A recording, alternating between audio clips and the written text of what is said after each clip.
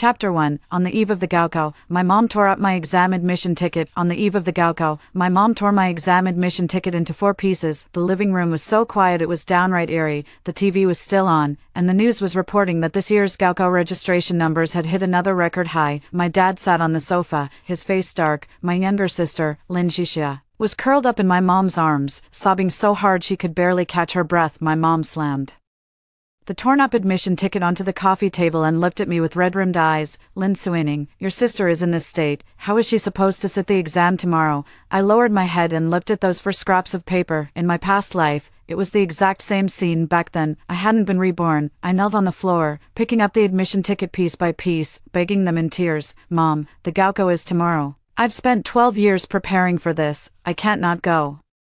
My mom slapped me across the face. She said, if something happens to your sister because of you, what good is getting into Tsinghua? Then my dad took my ID card. My mom locked my bedroom door. The next morning, I shouted myself hoarse in the room until I was coughing up blood. No one opened the door for me. By the time the neighbors heard the commotion and called the police, the first Chinese exam was already over. That year, Lin Suining scored 612. The whole family threw a college send-off banquet with 30 tables for her. As for me, because I missed one subject, I could only repeat senior year. The year I repeated, I worked myself to the bone and made it into the top 100 in the province. On the night we filled out our college applications, my dad secretly used my ID number and password to change my choices to a private college in a remote city. He said, Jisha is going to Beijing to study. The family can't afford to support 2 college students. You're the older sister, be more understanding. In the end, I never showed up to enroll. I worked odd jobs, delivered takeout, and tutored students. 10 years later, I died on a stormy night. Just before the truck's headlights slammed into me, a giant roadside screen was airing an interview with Lin Suining. She said, between family members, love means sacrifice. I died with regret. When I opened my eyes again, I was back on the eve of the college entrance exam. My mom tore up my exam admission ticket again. She was still saying, your sister has been weak since she was little, and she's not emotionally resilient either. The doctor said she can't handle stress. Tomorrow, don't go into the exam hall, stay outside with her. Your grades are good. Repeating a year isn't a big deal. My dad finally spoke up. Suining, it's not that we're not letting you study, it's just that this year is different. If your sister flunks the exam, her whole life will be ruined. I looked at Lin Suining. She was curled up in my mom's arms, her eyes red, but when she lowered her gaze, the corners of her lips curled up ever so slightly, very quickly, so quickly that the me from my previous life didn't catch it at all. I laughed. The 3 people in the living room all froze. My mom frowned. What are you laughing at? I said. That was ripped pretty neatly. I slowly bent down, picked up the scraps of paper from the floor, and put them back on the coffee table. Then I took my phone out of my school uniform pocket. The screen was still on. The recording was still going. My mom's expression changed instantly. Lin Suining, you're recording this? I nodded. Yeah, I started recording when you told me to skip the exam. My dad shot to his feet. Give me the phone. He reached for me. In my past life, I was afraid of him. Whenever he shouted, I would start trembling without thinking. But now, I only found it ridiculous. I stepped back. Dad, if you try to snatch my phone now, I'll keep calling the police. My dad's hand froze in midair. My mom shrieked, you still want to call the police? I'm your mother. So what? I looked at her. Because you're my mother, you can tear up my exam admission slip. Because you're my mother, you can lock my bedroom door. Because you're my mother, you can make my 12 years of studying go to waste. Lin Suining cried even harder. Sis, don't be like this. I didn't mean it. I was just too scared. Every time I think about having an exam tomorrow, I can't catch my breath. She clutched her chest, her face paled. My mom immediately pulled her into a tight hug. See that? Your sister's already like this, and you're still upsetting her. I looked at Lin Suining. Can't catch your breath? She nodded, tears falling one by one.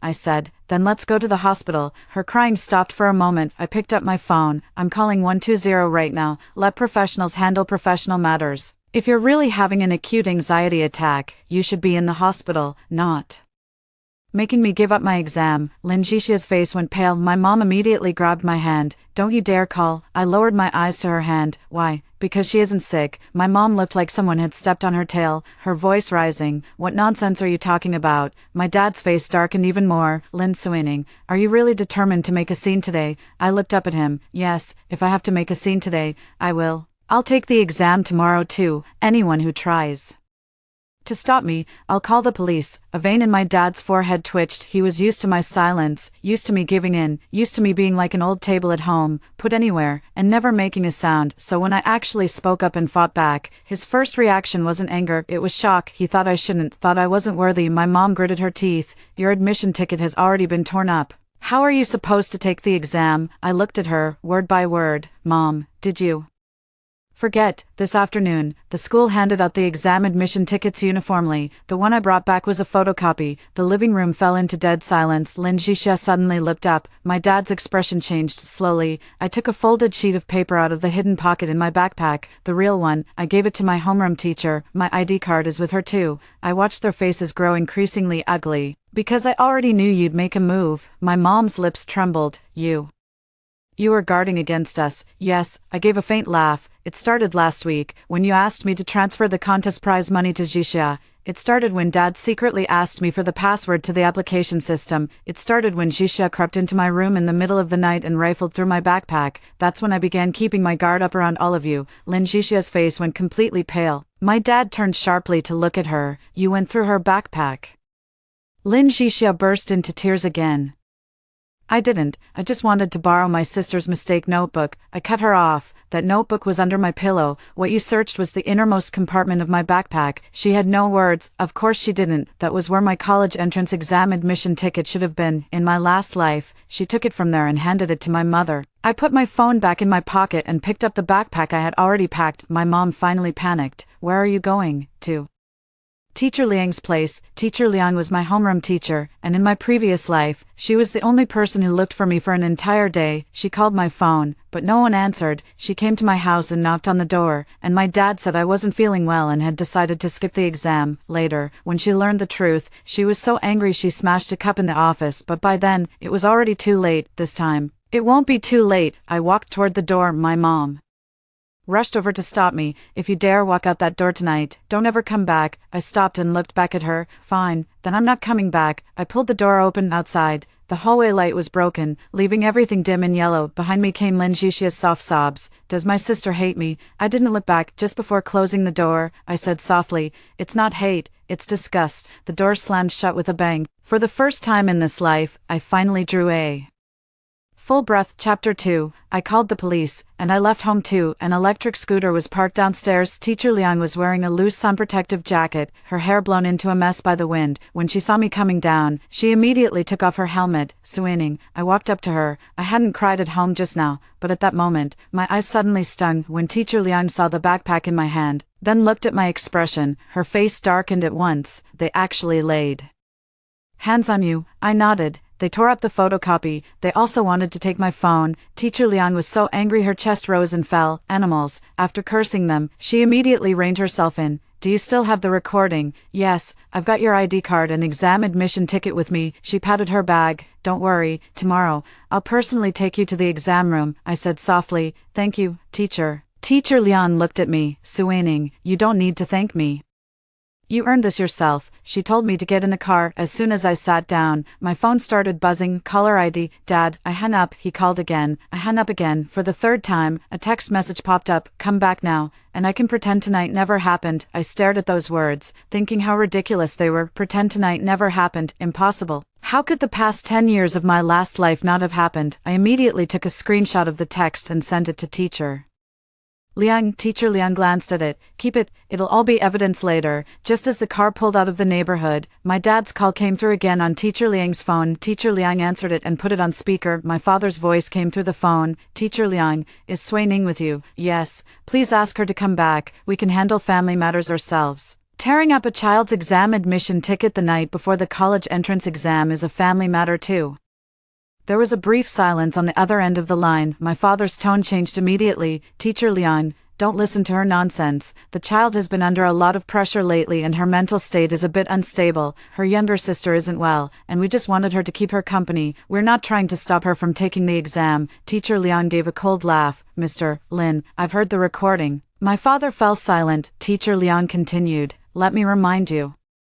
Tomorrow is the nationwide college entrance exam. As guardians, if you deliberately prevent a candidate from taking the exam, the consequences will be very serious. My father's tone hardened. Are you threatening me? No, I'm informing you. I've already filed a police report. The electric bike stopped at a red light. The night wind blew over. My dad went completely silent on the other end of the line. A few seconds later, he hung up. I stared blankly at Teacher Liang. Teacher, you called the police? Of course. She shoved her phone back into her pocket. You think I came to pick you up just to listen to them lecture me? My throat tightened. In my previous life, I had thought about calling the police too, but back then, I was too afraid of making a scene, afraid of losing face, afraid of people saying I was unfilial, afraid of my mom crying, afraid of my dad getting angry, afraid that something would really happen to Lin Suining. I was afraid of so many things, except being destroyed myself. Teacher Liang rode her bike and took me to her place. Her place was small. The table in the living room was piled high with students' exam papers, and a new quilt was laid out on the sofa. You'll sleep here tonight. I already spoke to your grade head. He'll drive us to the exam venue tomorrow morning. She handed me a cup of hot milk. Drink it and go to sleep. I took it. The milk was scalding hot. So hot it turned my fingers red. I said softly, Teacher, am I going to be a burden to you? Teacher Liang was flipping through my exam admission ticket to confirm the information. Hearing that, she looked up at me. Lin Suining. She rarely called me by my full name. You're a student. Right now, your most important job is your exam. Protecting you is what a teacher is supposed to do. Tears instantly welled up in my eyes. Teacher Liang paused for a moment, then handed me a tissue. Don't cry. If your eyes are swollen tomorrow, it'll affect how well you can read the questions. What she said made me want to cry and laugh at the same time. She sat down across from me. Suining, let me ask you something. Will you be okay tomorrow? I wiped away my tears. Yes. She looked at me. Really? I nodded. Yeah. I've been waiting for this day for 2 lifetimes. Teacher Liang didn't understand. She thought I was under too much pressure and talking nonsense, but she didn't press me. Instead, she stuck a sticky note onto my pencil case, for words were written on it. Just do your best. That night, I slept deeply. I didn't dream of the truck, I didn't dream of the downpour, and I didn't dream of Lin Suining standing in the spotlight, saying I had sacrificed myself willingly. I woke up at 6 the next morning. Teacher Liang had already made breakfast, eggs, bread, and a small bowl of porridge. She handed me my admission ticket and ID card. Check them over. I checked them and put them into a transparent document sleeve. The grade director's car was parked downstairs. As I got in the car, I turned on my phone. 73 missed calls. 99 plus WeChat messages. In the family group chat, my mom had sent a long message. Last night, Suining had a falling out with the family and ran away from home. We didn't sleep all night. We were worried sick. She's always had good grades, but her personality is very stubborn, and she's under a lot of pressure too. We just hope she can make it into the exam room safely today. And we also hope everyone won't blame her for being immature. A bunch of relatives chimed in to comfort her. The college entrance exam is important, so it's normal for a kid to throw a tantrum. This girl Suining just has too much pride and stubbornness. Jixia isn't in good health, so as her older sister, Suining should be more understanding. I watched for a while, then I sent the recording from last night straight into the group chat. The voice message was very long, 3 minutes and 42 seconds. The group chat fell silent in an instant. Half a minute later, my aunt was the first to send a message. Sis, did you really tear up Suining's admission ticket? My mom didn't reply. I turned off my phone. The grade head glanced at me in the rearview mirror. Done, I said. Yeah, I'm not looking at my phone until after the exam. He nodded. Good. The car headed toward the exam site. Morning light gradually brightened. The roadside was filled with parents seeing their kids off to the exam. Some held sunflowers, some wore bright red kippaos, and some handed their children water, tissues, or the last piece of chocolate. As I watched those scenes, I suddenly felt no envy, because I knew, starting today, I'm not without someone to see me off. I just don't want a family that would push me down anymore. Chapter 3, the first exam. My younger sister breaks down at the exam hall entrance. I saw Lin Suining at the entrance to the exam hall. She was wearing a white dress, her hair neatly tied back. My mom was supporting her. My dad stood nearby, his face dark as a skillet. When they saw me, all their expressions changed, especially my mom's. It was as if she'd finally found someone to take it out on, and she strode quickly toward me. Lin Suining, what did you mean by sending the recording to the family group chat last night? Teacher Liang stepped in front of me. There are still 12 minutes before entry. If there's anything to say, wait until after the exam. My mom was shaking with anger. Teacher Liang, this is a family matter. Teacher Liang looked at her, at the entrance to the college entrance Exam, there's no such thing as a family matter, my dad said with a dark expression. Suining,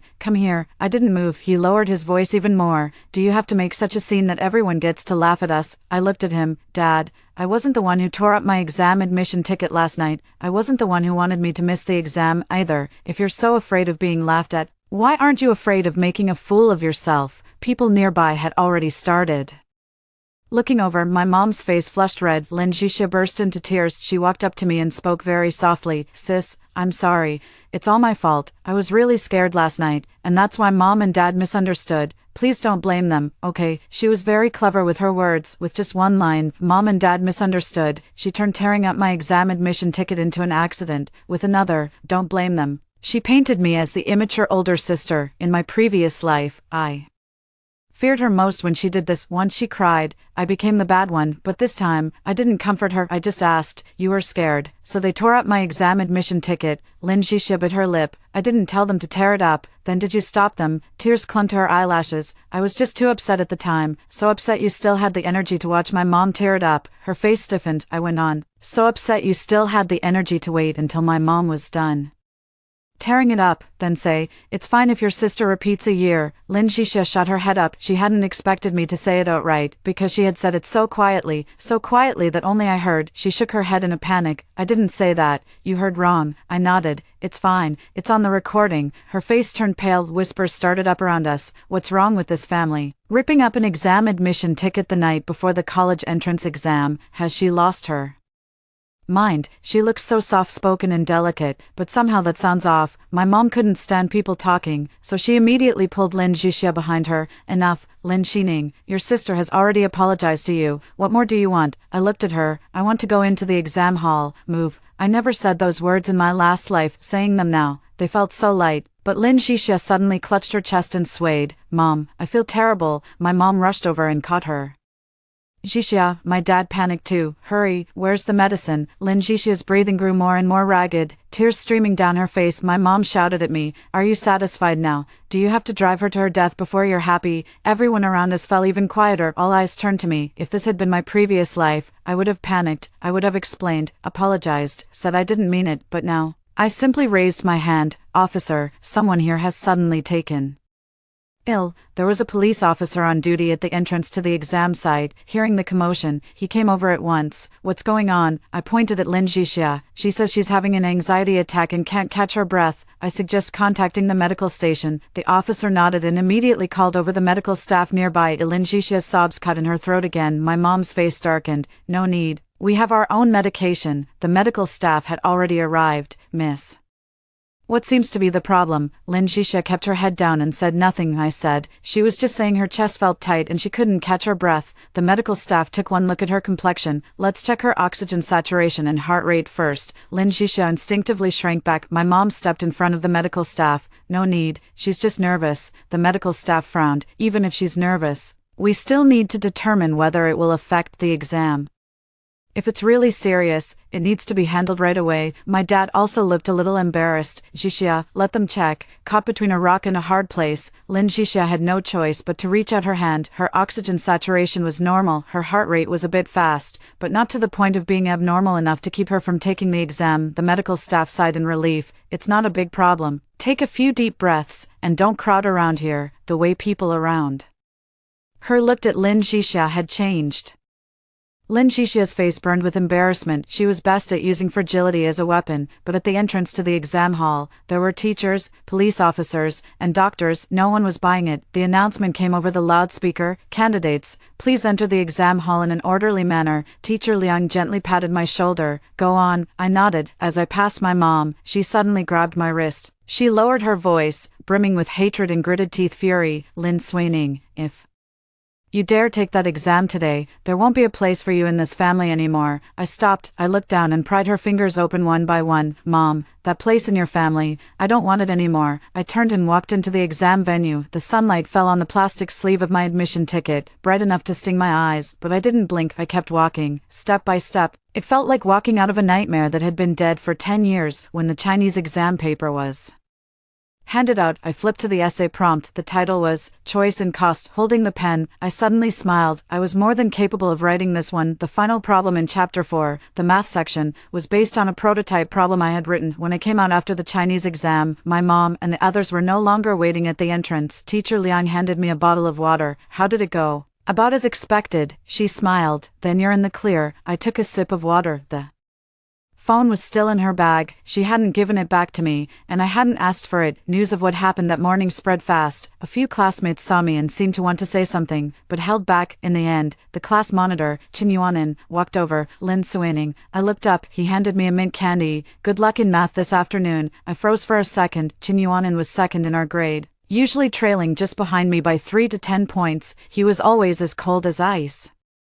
And aside from explaining problems, he rarely said anything unnecessary to anyone. I took the candy. Thanks. He looked at me in silence for 2 seconds. If you need help, you can come to me. I laughed. Help me with what? Back you up. His voice was flat. Last week during evening study hall, I saw Lin Suining rummaging through your backpack. I froze, so I wasn't the only one who knew. Chinesestory went on. I thought your sisters were just borrowing something, so I didn't think much of it, but now it seems that wasn't the case. I clenched the candy in my hand. Thanks, he nodded. Take the exam first. We'll settle the score after. That was exactly what I wanted to hear. Math in the afternoon. Sitting in the exam room, I felt a calm I'd never known before when the bell rang. In my previous life, I missed the Chinese exam, even though I fought hard on the subjects that came after. It was already too late to turn things around. That feeling of sitting in the exam hall, knowing I had already lost, stayed with me for 10 years. This life is different. The moment the papers were handed out, I first skimmed the big questions. The early ones were solid, the middle had traps, and the final showdown problem looked brand new. But the very first second I read the problem statement, my fingers froze. I'd seen this model before. No, more accurately,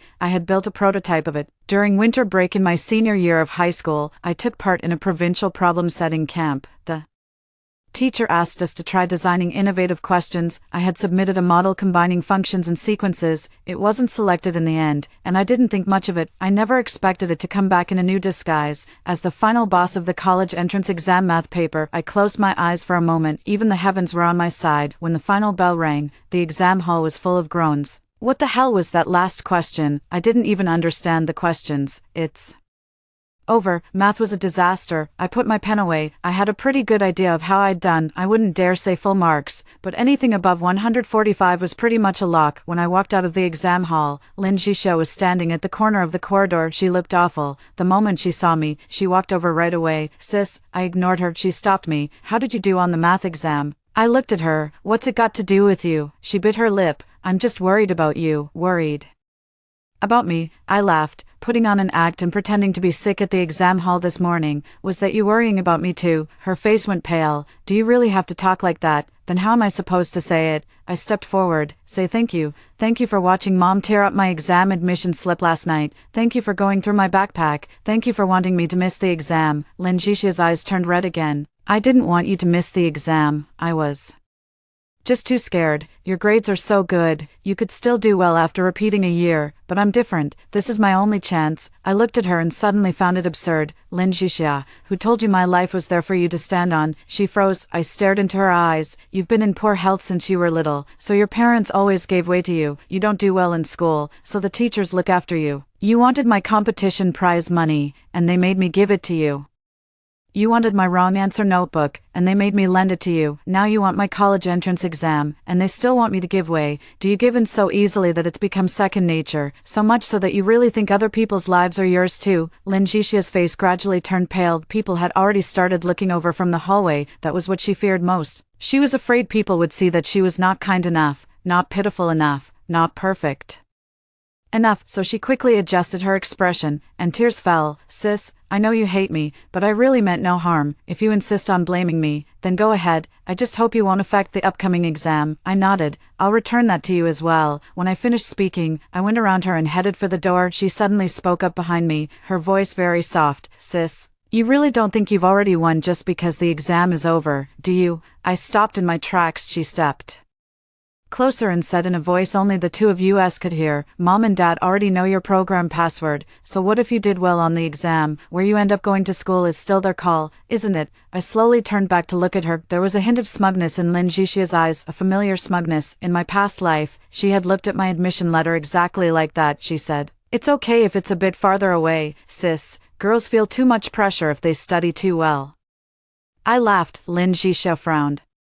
"What are you laughing at?" I said. "At how stupid you are." Her expression changed. I leaned closer to her. "How do you know the password I gave them was the real one?" Her pupils suddenly contracted. I didn't look at her again. I turned and went downstairs. Behind me, Lin Suining stood there, and for the first time, she didn't cry. Chapter 5. My parents want to steal my college application password. On the day the college entrance exam ended, the sky was dark and overcast when the bell rang for the last subject. The entire exam site erupted. Some screamed, some hugged, and some threw their review materials into the air. I stood in the crowd and didn't move. Teacher Liang was waiting for me outside the school gate. She was holding a bouquet of sunflowers, a very small bouquet, with even the wrapping paper a little wrinkled. The way she handed it to me was awkward. "Bought it from a roadside stand. What others have, we should have too." I held that bunch of sunflowers, my eyes stinging. "Thank you, teacher." Teacher Liang gave a soft cough. "All right, enough with the sentimentality. Come to my place for dinner tonight." Before I could answer, my phone started buzzing. It was my dad. During the 2 days of the college entrance exam, he hadn't come looking for me again, not because he didn't want to, but because Teacher Liang,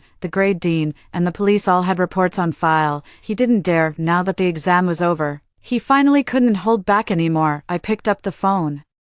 "Done with the exam." His voice sounded calm, as if nothing had happened. I said, "Yeah, come home for dinner. Your mom made your favorite sweet and sour ribs." I almost laughed out loud. Sweet and sour ribs were never my favorite. The one who liked sweet and sour ribs was Lin Suining. I liked tomato braised beef brisket, but in this family, no one remembered. I said, "No." My dad was silent for 2 seconds. Lin Suining, "You've made enough of a scene. We already let you take the college entrance exam. What more do you want?" I looked at the crowd by the school gate. "Dad, that's rich coming from you. My college entrance exam wasn't something you granted me. I fought to keep it myself." My mom's voice came through the phone. "What's she still being stubborn for? Tell her to come back now." My dad held back his temper. "We still need to talk about your college choices." "Here it comes." My grip tightened around the phone. "What are we discussing?" "You have good grades, so you have more options." Shisha didn't do well this time. Her estimated score isn't ideal. As the older sister, you need to think about the family's overall situation. I listened in silence. He went on, "If you can get into a university in the province, then don't go to Jing City. The cost of living there is high. If Shisha has to retake the exam, she'll need money." I closed my eyes briefly. In my past life, I heard words like this before. But back then, I had already been ruined once. He still thought that wasn't enough. No, I had finished the exam in one piece, and he was reaching for my future again. I asked, "What if I can get into Tsinghua?" My dad paused for a moment. "Suining, people can't be too selfish." I laughed. "Applying to Tsinghua makes me selfish," he said. "The family has raised you all these years. It wasn't so you'd only think about yourself." "Dad," I cut him off, "what exactly have you raised me for? I've been on scholarships since middle school. Tuition was fully waived for all 3 years of high school. I gave the family 68,000 yuan in competition prize money. I tutored Lin Suining, organized her wrong answers, and made her study plans. Besides playing favorites, what have you ever given me?" The line went completely silent. My mom snatched the phone, her voice sharp. "Lin Suining, you ungrateful brat. You've been eating our food and living under our roof, and now that you think you can stand on your own, you don't even recognize your parents anymore. Is that it?" I said, "Yes. Didn't you say last night that once I walked out the door, I shouldn't come back? I've got a good memory." I remembered. My mom was so furious her breathing trembled. I hung up. Teacher Liang looked at me. "They want the application password." I nodded. What are you going to do? Wait for them to make their move?" Teacher Liang frowned. I explained. I'd shown my dad a password before. It could log in, but once it did, it would trigger an out-of-town alert and a second verification step. The verification code was tied to the new number I'd just gotten, and that number is with you. Teacher Liang froze for 2 seconds, then laughed. "Not bad, Lin Suining. You covered all the bases." I laughed too. Been burned before. Teacher Liang didn't press further. She was already used to me blurting out strange things from time to time. That night, I stayed at Teacher Liang's place. The first meal after the Gaokao was tomato and beef brisket. Miss Liang said she wasn't very good at cooking and had added too much salt, but I still ate 2 bowls of rice. 9:17 p.m. Ms. Liang's spare phone lit up, a text message verification code popped up. You are logging into the Nanjing City College Entrance Exam Volunteer Application Simulation System. Your verification code is 693214. If this was not you, please change your password immediately. Ms. Liang's face darkened. They've made a move. I took the phone and took a screenshot, then another text message popped up, a login on a new device was detected. Location, Qinghe Residential Community, Nanjing City, Qinghe Community, my home. I stared at that line of text for a long time and Teacher Liang asked, call the police. No rush. The simulation system hasn't officially gone live yet. They're only trying passwords right now. On the day the official submissions open, they'll definitely try again. Teacher Liang frowned deeply. Suining, are you really not upset? I thought about it. I am. How could I not be upset, after all? They were the parents I had called mom and dad for 18 years. I had once hoped that when I came first in my exams, they would praise me, hoped that when I had a fever, they would hold me the way they held Lin Suining, hoped that at parent-teacher meetings, they would come just once to hear the teacher say, Lin Suining is outstanding. But later, I stopped hoping. No one can keep standing in place forever, waiting for a door that will never open. I backed up the text messages, then opened the family group chat. They were still arguing in there after that recording was posted last night. My aunt questioned my mom for tearing up my college entrance exam admit card. My uncle asked my dad if he had gone crazy, and my grandmother sent more than a dozen voice messages, crying and saying that a family shouldn't end up in a mess like this. My mom only replied with one line, Suining is under too much pressure. The recording was taken out of context. Reading that line, I suddenly felt it was all pointless, so I posted another screenshot. It's the verification code for tonight's college application login and the login location. I even made up a line. On the first night after the college entrance exam, they started trying my application password. The group went dead silent again. Half a minute later, my aunt sent a message, sis, what exactly are you trying to do this time? My mom didn't reply, and the next second, my dad's call came in. I didn't answer. He texted me, Lin Suining, do you really have to air the family's dirty laundry in front of everyone? I replied, Dad, I'm not the one making a scene, it's you who are too filthy. After sending it, I turned off my phone. Outside the window, the night was pitch black. I sat at my desk and took out that sticky note. The words normal performance that Teacher Liang had written were already a little curled at the edges. I stuck it onto the last page of my wrong answers notebook. In my past life, my college entrance exam was torn to shreds. My college choices were tampered with. My life was trampled into the mud by them. In this life, they still wanted to pull the same trick again. Too bad. I was no longer the Lin Suining locked in a room, only able to cry and pound on the door. I can take exams, and I can settle scores, and when I settle scores, I never miss a single point. Chapter 6, Results Night, and the provincial top scorer wasn't her. On the night the exam results came out, Lin Suining posted a moment on WeChat Moments. In the photo, she was sitting at her desk, with hot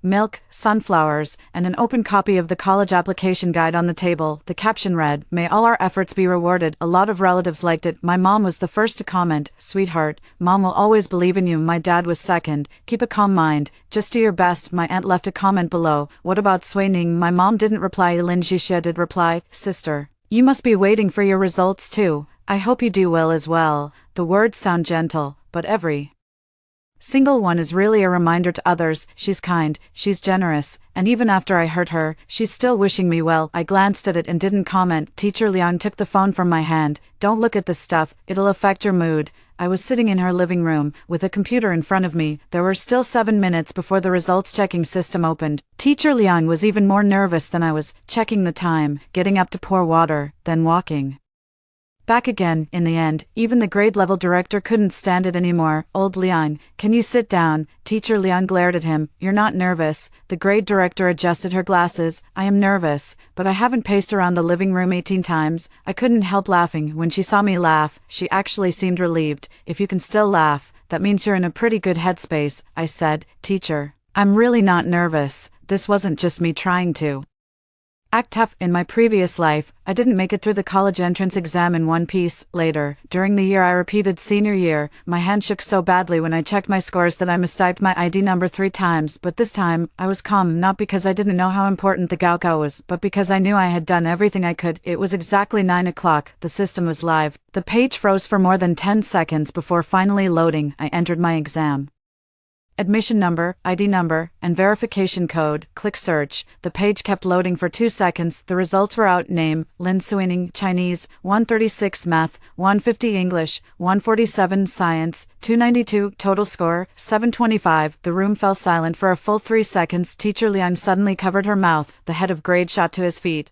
banging his knee against the coffee table, his face twisted in pain, but he couldn't get a word out. I stared at that number, 725, higher than I'd estimated. Teacher Liang's voice even changed. Suining, do you know what this means? Before I could answer, her phone had already started ringing. It was the principal. Teacher Liang had just answered when the voice on the other end came through so loudly I could hear it clearly. Did you find it? Teacher Liang took a deep breath. Yes. What score? 725. There was a 1-second silence on the other end of the line. The next second, the principal's voice nearly cracked. How much? Teacher Liang repeated. 725.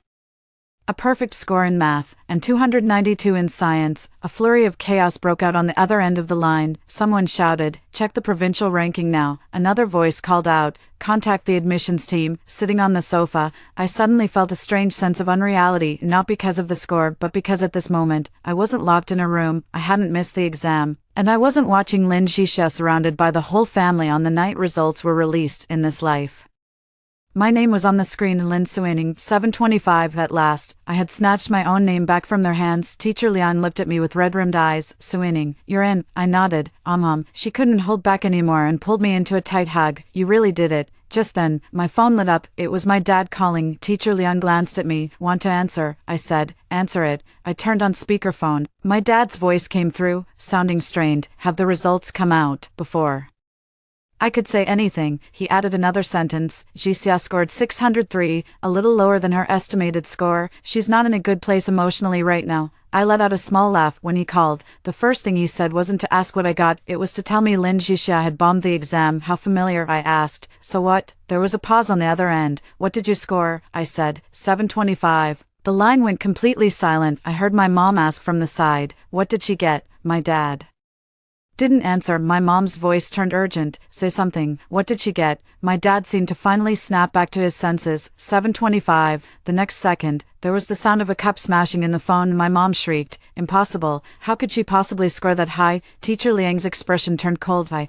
on the other hand, was very calm. My mom snatched the phone. Lin Suining, did you misread it? Did you send us someone else's scores? Mom, you can check with the provincial education and exam authority. She was breathing heavily. Your sister only scored 603, she usually gets 630 or 640, she wasn't in good shape this time, and it's all because of you. I almost laughed in anger. She got 603 because of me. Then who did I get 725 because of? Because you tore up my admission ticket, because Dad wanted to change my college choices, or because Lin Suining pretended to be sick at the exam hall in trance. Lin Suining's sobbing came through the phone, very soft, very stifled. My mom's voice instantly turned sharp. Shut up.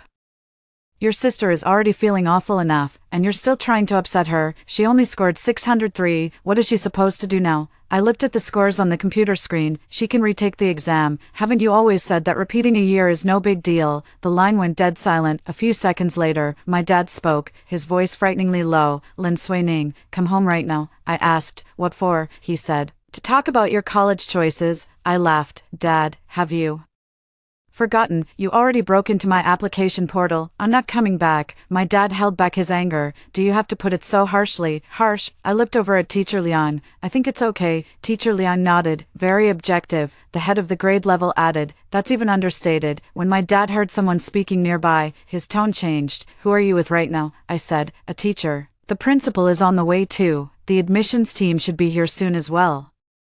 Dad, if you want to discuss school choices, you can do that with the Education Bureau. The call was cut off. I put down my phone. Teacher Liang asked, feel better? I thought about it carefully. A little. She smiled. Things will only keep getting more comfortable from here. Half an hour later, the principal personally came to Teacher Liang's home with the head of academic affairs. The first thing he said when he walked in was, Lin Suining, from now on, don't answer calls from just anyone on your phone, especially your parents. He said it very seriously. I've already contacted the Education Bureau. Given that there were previously attempts in your family to block your exams and suspected interference with your college preferences, the school will fully assist you with the rest of the application process. Don't worry, no one can change your choices. I stood up and bowed to him. Thank you, Principal. The principal waved a hand. "No need to thank me, you've brought honor to the school." After saying that, he added another line in a low voice, "You've also helped us teachers breathe a little easier." That night, for the first time, I became the one everyone was talking about, not Lin Jixia's sister, not that high-achieving doormat. I was Lin Suining, first place in the sciences in Nanjing City, among the top in the province. Looks like she's the top scorer in the province. In the early hours of the morning, someone finally broke the silence in the family chat. Uncle sent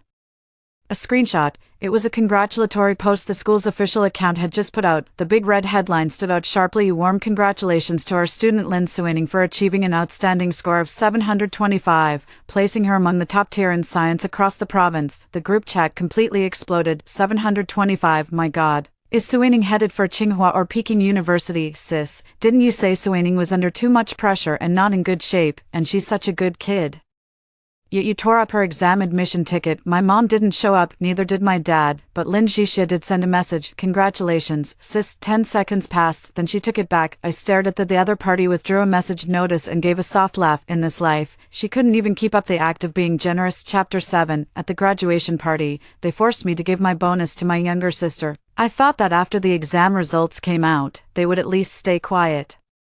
For a few days, as it turned out, I'd still overestimated just how shameless they could be. The next morning, my dad sent me an invitation red with gold foil stamping. It read, "We sincerely invite you to attend the college entrance celebration banquet for my daughters, Lin Suining and Lin Jixia." It was set for 3 days later. The venue was one of the most expensive hotels in Nanjing. I stared at that invitation for a long time, then I laughed. My daughters, Lin Suining and Lin Jixia, my own results were more than enough to justify a banquet like that, but they insisted on putting Lin Jixia's name right next to mine, because a 603 score wasn't worth throwing such a grand banquet for. A 725 score was. They wanted to ride on my success to save Lin Jixia's face. I didn't reply and my father called soon after. "Did you see the invitation?" I did. "Come early that day." "I'm not going." He seemed to have expected me to say that, and lowered his voice. "Lin Suining, don't be stubborn, your results are out now, and all the relatives and friends know. We're throwing you a graduation dinner to honor you." I laughed. "Honor me? Or are you using my scores to make Lin Jixia look good?" My dad was silent for 2 seconds. "Your sister didn't score as well as expected, but 603 is still a good result. Wouldn't it be better for the two of you to hold one together?" "No,"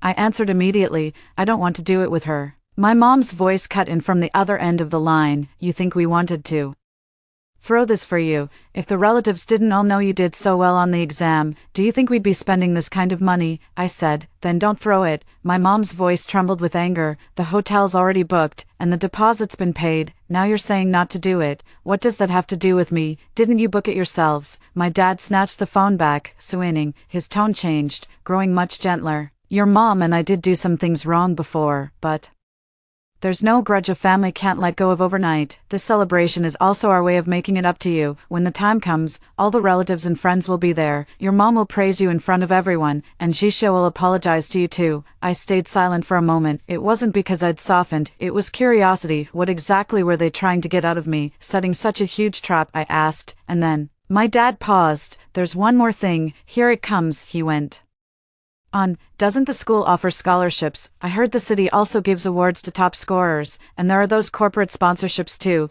It wouldn't be safe for a kid like you to hold on to that money. You should hand it over to the family first for safekeeping." I closed my eyes briefly. Just as I expected, it was the same in my last life. My competition winnings, tutoring fees, and lucky money all turned into Lin Jixia's the moment they came into this family. This time, I scored 725. What they saw wasn't my future, it was the prize money, the headline, the bragging rights. I asked, "Until when are you going to keep it for me?" My dad said, "I'll give it to you when you need it in college." I laughed. "Dad, do you even believe that yourself?" There was silence on the other end of the line. I went on, "I'm not giving my bonus to the family, and I'm not having my college celebration with Lin Jixia either. If you want to throw one, fine, just don't put my name on it." My dad's tone turned ice cold. "The invitations have already been sent.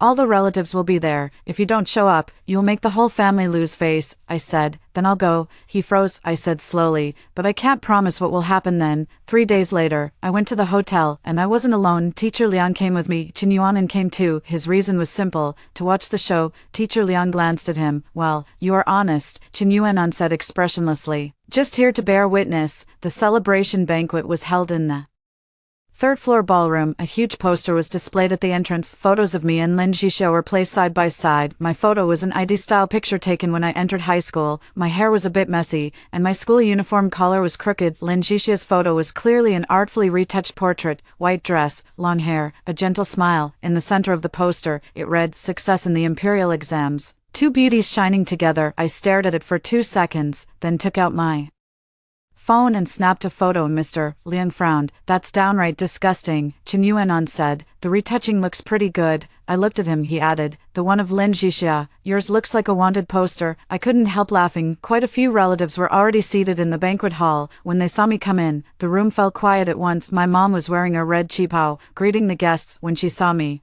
the smile on her face froze for a moment before quickly returning. "Sui Ning's here," she said it loudly, as if she wanted everyone to hear. "Come here, let mom take a look at you." She held out her arms to me. If you took this moment on its own, it would seem so heartwarming. The top scorer on the college entrance exam, a mother-daughter reunion, a celebratory graduation banquet, bringing the family back together. But I didn't go over. I stood where I was. "Mom, stop pretending." The banquet hall fell silent in an instant. The smile on my mom's face stiffened. My dad walked over from the side and said in a low voice, "Lin Suining, there are so many people here today, don't make a scene." I looked at him. "I'm not making a scene, I just want to ask who told you to put my photo on that poster at the entrance." My dad frowned. "You're my daughter. If we're throwing a graduation banquet, whose photo are we supposed to use if not yours? Then may I ask, did I agree to it?" People around us started murmuring. My mom gritted her teeth. "What difference does it make whether you agreed or not? You did well on the exam, and the family is hosting a banquet for you. That's a happy occasion." I ignored her. I went straight to the main table. Lin Suining was sitting there. Today she was wearing a light blue dress, looking innocent and delicate. When she saw me, she stood up. "Sis, congratulations." This time, she didn't take it back, because there were people all around. I looked at her. "Congratulations to you too." She froze for a moment. I said, 603 points isn't easy either." Lin Suining's face went white in an instant. A relative nearby awkwardly cleared their throat. My mom immediately came over. "Suining, your sister is already devastated. Do you have to twist the knife?" I turned to look at her. "Mom, isn't this what you called two beauties shining together?" I thought a score of 603 was worth celebrating. My mom was left speechless, her face dark with anger. 10 minutes later, the host stepped onto the stage. They had even hired an MC, holding the microphone with a bright smile. The MC said, "Dear family and friends, today we gather here to celebrate the two daughters of the Lin family for earning top scores on the college entrance exam." Applause broke out, not very enthusiastic, though, after all, everyone knows one scored 725 and the other 603. Calling them the two talented girls is a little awkward, to be honest. The MC went on. "First, let's invite the parents of these two outstanding students to the stage to share their parenting tips." My mom and dad went up on stage. My mom took the microphone, and her eyes quickly turned red. "Actually, along this whole journey, the hardest ones haven't been the kids, it's been us as parents." As she spoke, she dabbed at the corners of her eyes. Suining has been strong-willed since she was little, and she's got a stubborn personality. Jixia's health is weak, so naturally we'd take extra care of her. Sometimes Suining may have felt wronged, but a parent's heart is the same for both children. Some people in the audience nodded, while others looked a little uneasy. My mom continued, "Before the college entrance exam, Suining had a bit of a misunderstanding with the family, but we understood. Kids are under so much pressure. Now that she's gotten such a good result, we're happy for her too." My dad took the microphone. "In addition, we'd like to take this opportunity today to announce something." He looked at me. I knew exactly what was coming. "Sure enough," he said. "This time, Suining achieved excellent results, and the school, the city, and social enterprises will all be giving her some rewards. As parents, we've decided to set up a family education fund. This money will be used for Suining and Jixia's future study and living expenses." The room fell silent for a moment. My mom went on. "Suining has always been sensible and has been willing to take care of her younger sister since she was little. I believe she'll support this decision too." All eyes turned to me. They wanted to force me, in front of relatives and friends, at this so-called enrollment banquet. They were trying to put me on the spot. If I refuse, I'll be seen as rude, unfilial, and as someone who doesn't care about my younger sister. If I agree, I'll never get that bonus back. I slowly stood up. Teacher Liang was getting up too. I shook my head at her, then I walked onto the stage. The MC froze for a moment, then handed me the backup microphone. I took the microphone and looked out at the audience. Thank you all for coming to this banquet today, but there's something I need to make clear. My dad's expression changed. Suining. I didn't look at him, I went on. First, I didn't throw this graduation banquet. My name was on the invitation, and my photo was displayed at the entrance, none of which was done with my consent. Second, I will not share any of my graduation bonus with Lin Suining. Third, I will not hand my money over to the family for safekeeping. The banquet hall fell completely silent. My mom was so angry her lips trembled. Lin Suining, get down here. I didn't get down. I took out my phone. Finally, I have a recording for everyone to hear. My dad suddenly rushed over. Don't play it. Chinesestory stood up. Teacher Liang also stood up. My aunt said bluntly, let her play it. My uncle also said in a low voice, Lin Jiangwo, what are you afraid of? My dad froze. I hit play. Voices from the night before the college entrance exam came through the phone. My mom's voice was crystal clear. If your sister gets hurt because of you, what's the point of getting into Tsinghua? Then came the sound of paper being torn to pieces. Then there was my dad, Suining. It's not that we don't want you to keep studying, it's just that this year is different. If your sister flunks her exam, her life will be ruined. 3 minutes and 42 seconds, the entire banquet hall fell silent. The recording ended. I looked up at the relatives sitting below the stage. This is what they call a misunderstanding. This is what they call family. And now, they want to take my college enrollment bonus and set up some so-called family education fund. I turned and looked at my parents. Dad, Mom, I'm here today, just so I could go along with you and humiliate myself to the end. Happy now? My mother clutched her chest, looking as if she were about to faint, but this time, no one helped her. Even Lin Suining remained in her seat, her face deathly pale, motionless. I handed the microphone back to the host. I won't be staying for the meal. Enjoy your dinner, everyone. I stepped down from the stage. As I passed by Lin Suining, she suddenly grabbed the hem of my clothes. Tears fell in big drops. Sis, do you have to ruin this family? I stopped and looked down at her. Lin Suining, I'm not the one who ruined this family. It was already rotten the moment you made me your sacrifice. Chapter 8. I played the recording in public. That college admission banquet ended up becoming a joke. By the time I walked out of the hotel, everything behind me was already in chaos. The relatives were whispering among themselves. Some said my parents had gone too far. Some said I was heartless. Some said Lin Suining was pitiful. Others said, what's there to pity? Her sister nearly got ruined the night before the college entrance exam, and she didn't lift a finger to stop it. I didn't look back. The wind outside the hotel was a little warm. Teacher Liang walked beside me. Do you regret it? I shook my head. No. Chinesestory followed behind, still holding a bag of takeaway pastries. I looked at him. When did you pack this? He said. When you were playing the recording just now. Me. Teacher Liang. Chinesestory was very calm. The dishes are pretty expensive. We can't waste them. I suddenly burst out laughing. The more I laughed, the more tears came. Teacher Liang didn't comfort me. He just stood there beside me, waiting for me to finish laughing. Some things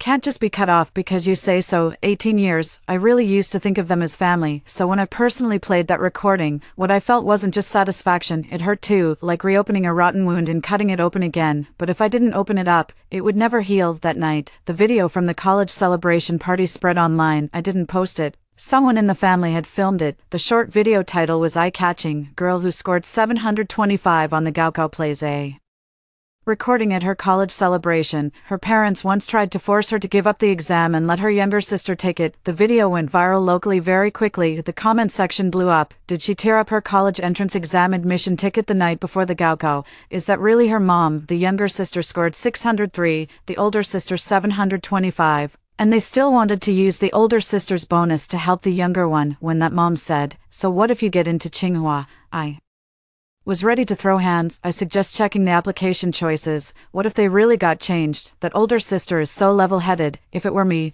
I would have fallen apart long ago. Some people were even insulting me. No matter what, they're still her parents. Playing the recording in public was too ruthless. Someone immediately replied below, if her parents could ruin her Gaokao, what's wrong with her playing a recording? Don't tell people to be magnanimous if you've never had to suffer what they've suffered. Tearing up an admission ticket the night before the college entrance exam isn't a family matter. It's on the edge of criminal behavior. The heat is only growing. The school contacted me right away. The principal's tone was serious. Suining, don't respond yet. Protect yourself. The city has already taken notice. If anyone harasses you later, report it directly to the school. I said, thank you, principal. After hanging up, I got a text from my dad. Was it you who posted the video?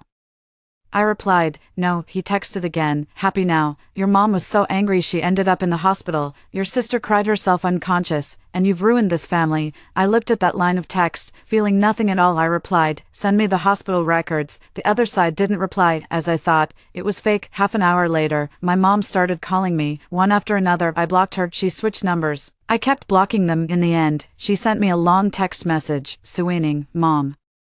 Admits she was too impulsive the night before the college entrance exam, but Mom had no choice. Xia has been in poor health since childhood, and as the older sister, I always thought you were stronger. It's not that Mom doesn't love you.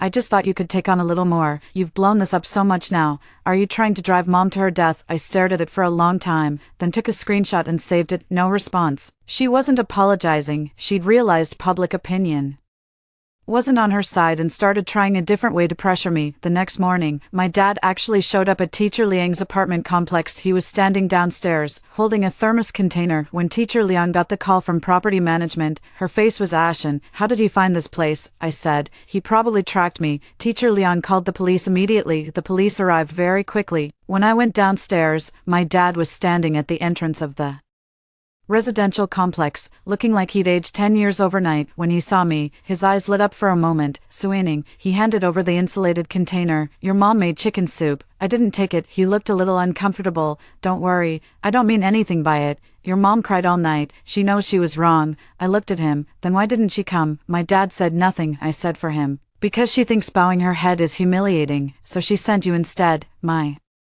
dad let out a sigh. Suining, why do we have to make a family matter like this? There it was again. In my previous life, hearing that made me want to cry. In this life, hearing it makes me want to laugh. I asked, Dad, do you know what I hate most? He frowned. I said, it's not that you play favorites, and it's not that you love Lin Suining more. What I hate most is that you clearly don't love me, yet you keep demanding that I sacrifice myself by the standards of how much I love you. My dad tightened his grip on the thermos. How could we not love you when you were sick as a child?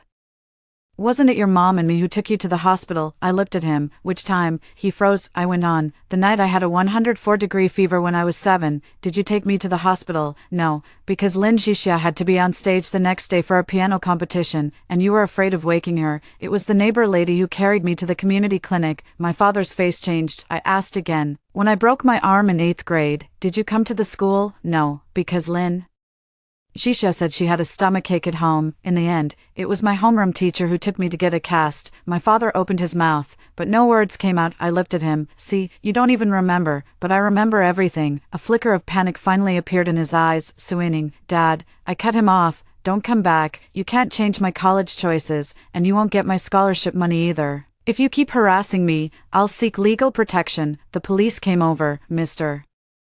Lin, the candidate has clearly stated that they do not wish to see you right now. Please leave. My father looked at me, his expression complicated. There was anger, resentment, and a hint of belated remorse, but that remorse came too late. I didn't need it by the time it finally arrived. In the end, he took the thermos and left. Teacher Liang asked softly, are you okay? I nodded. I'm fine. I wasn't just putting on a brave face. I really was fine, because this time, I wasn't the one leaving, and I wasn't the one left behind to bear the embarrassment either. Chapter 9. My younger sister's competition paper is exposed as plagiarized. Before college applications opened, the school arranged for a dedicated teacher to help me plan. Both the admissions teams from Tsinghua and Peking University reached out to me. The calls kept coming one after another. It was the first time I realized that once your score is high enough, the choices will come to you. Not like in my last life. I knelt before fate and begged it to give me a way forward. In the end, I chose Peking University's Guanghua management track, not because it was the most popular, but because in my last life, what I lacked most was the ability to take control of my own life. I want to learn how to understand the rules, and how to rise above them. On the day I submitted my choices, Teacher Liang, the principal, and the grade director were all there beside me. Enter the verification code, confirm submission. A system prompt popped up, college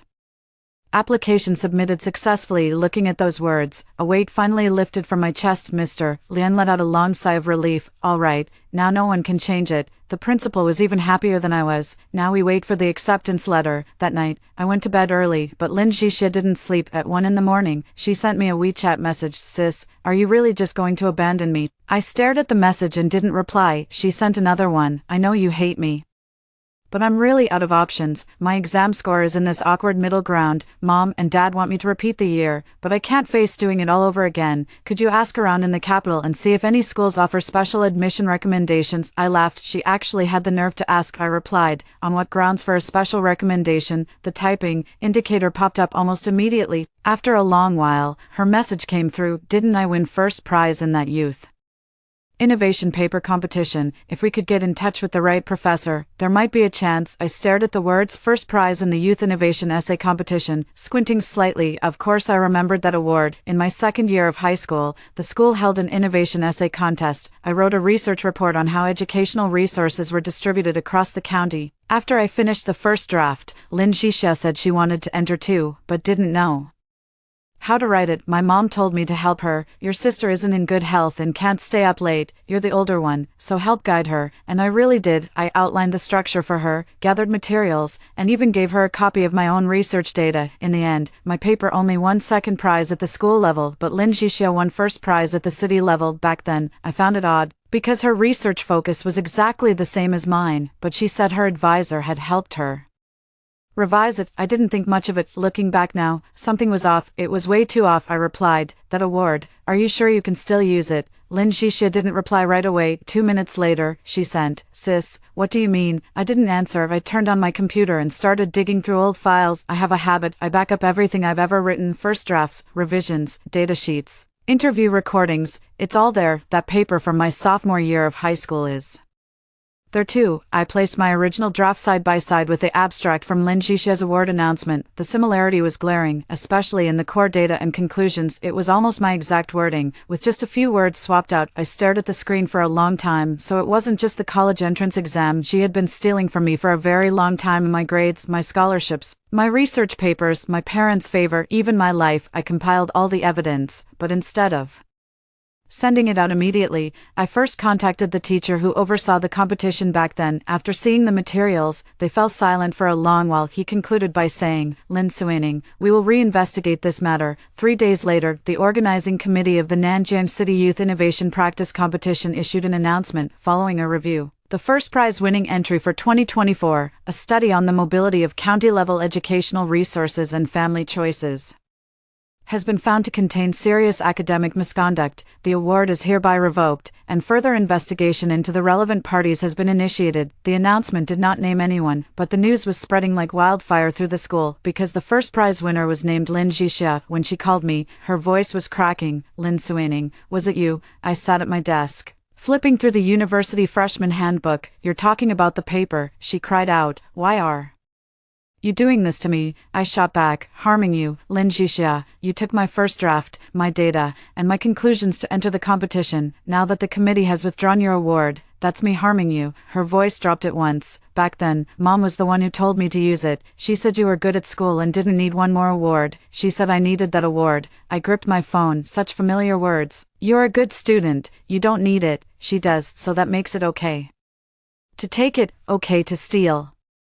Go ahead, try to snatch it, I said, then go find your mother and have her explain it to the organizing committee for you. Lin Suining started crying even harder. You know perfectly well there's no way to explain this. My life is miserable enough already. I messed up the college entrance exam, my admission banquet is gone, and everyone online is tearing me apart. Why are you still coming after me? I put down the book in my hand. Because you owe me. She froze. I said, word by word, you're not miserable, you just failed, for once, to build your good life by stepping on me. I heard stifled sobs on the other end of the line. I didn't hang up. I waited for her to finish crying. She finally spoke, her voice tinged with a hint of resentment. Lin Suining, do you think scoring 725 means you've won? Don't forget, Mom and Dad are still my parents. This house is still my home. I laughed. I hope you two stay together forever. With that, I hung up the phone. The next day, the school called me in for a talk. It wasn't a reprimand, just an inquiry to understand the situation. I handed over all the original materials,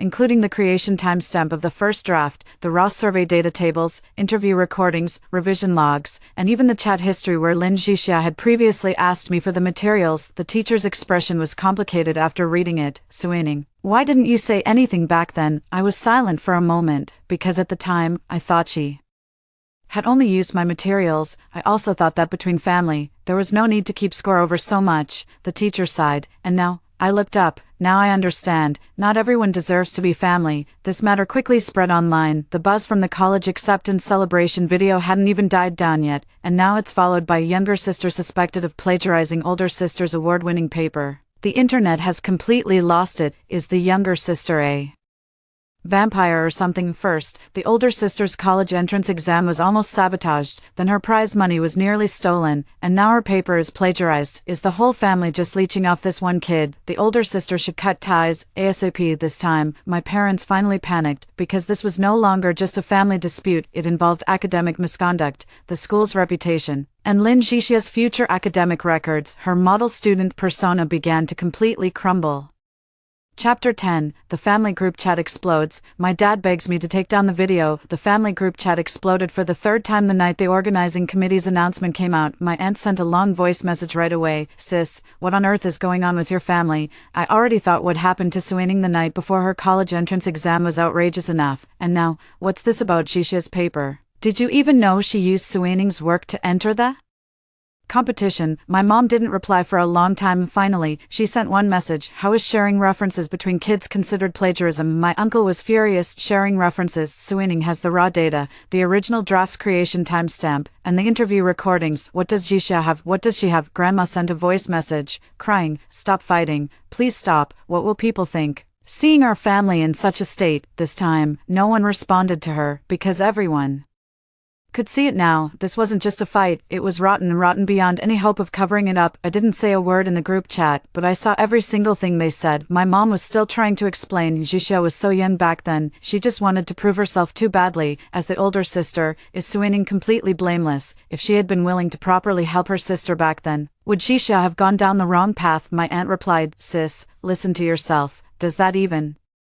sound like something a decent person would say? The group chat fell silent again. I stared at the screen. It suddenly struck me that my aunt's criticism was spot on. The next second, my dad sent me a private message. Suining, we need to talk. I didn't reply. He sent another message. Dad, I'm begging you. I stared at the words begging you and froze for a moment. It was the first time he had ever used that word with me. From childhood until now, what I've heard most from him were orders. Give it to your sister, be more sensible, stop making a scene, come here, apologize. He has never begged me for anything, I replied. Talk about what? He responded almost instantly. Can you get someone to take down that video online? I laughed. So he wasn't begging me to come home, he wasn't begging for my forgiveness, he was begging me to delete the video. I replied. I didn't post it, he sent, but you can clear things up. Just say it was all a misunderstanding that day. Say mom and dad never forced you to give up the exam. Say you and Jisha have already talked through the whole plagiarism issue. If you just step forward, this whole mess can be swept under the rug. I stared at the words, my expression turning cold. Bit by bit, he was still texting. Suining, you've already been accepted into Peking University, your future is bright, but Jisha is different. If this gets recorded in her file this time, she's finished. I replied, so, he sent, help her one last time. I let out a laugh. One last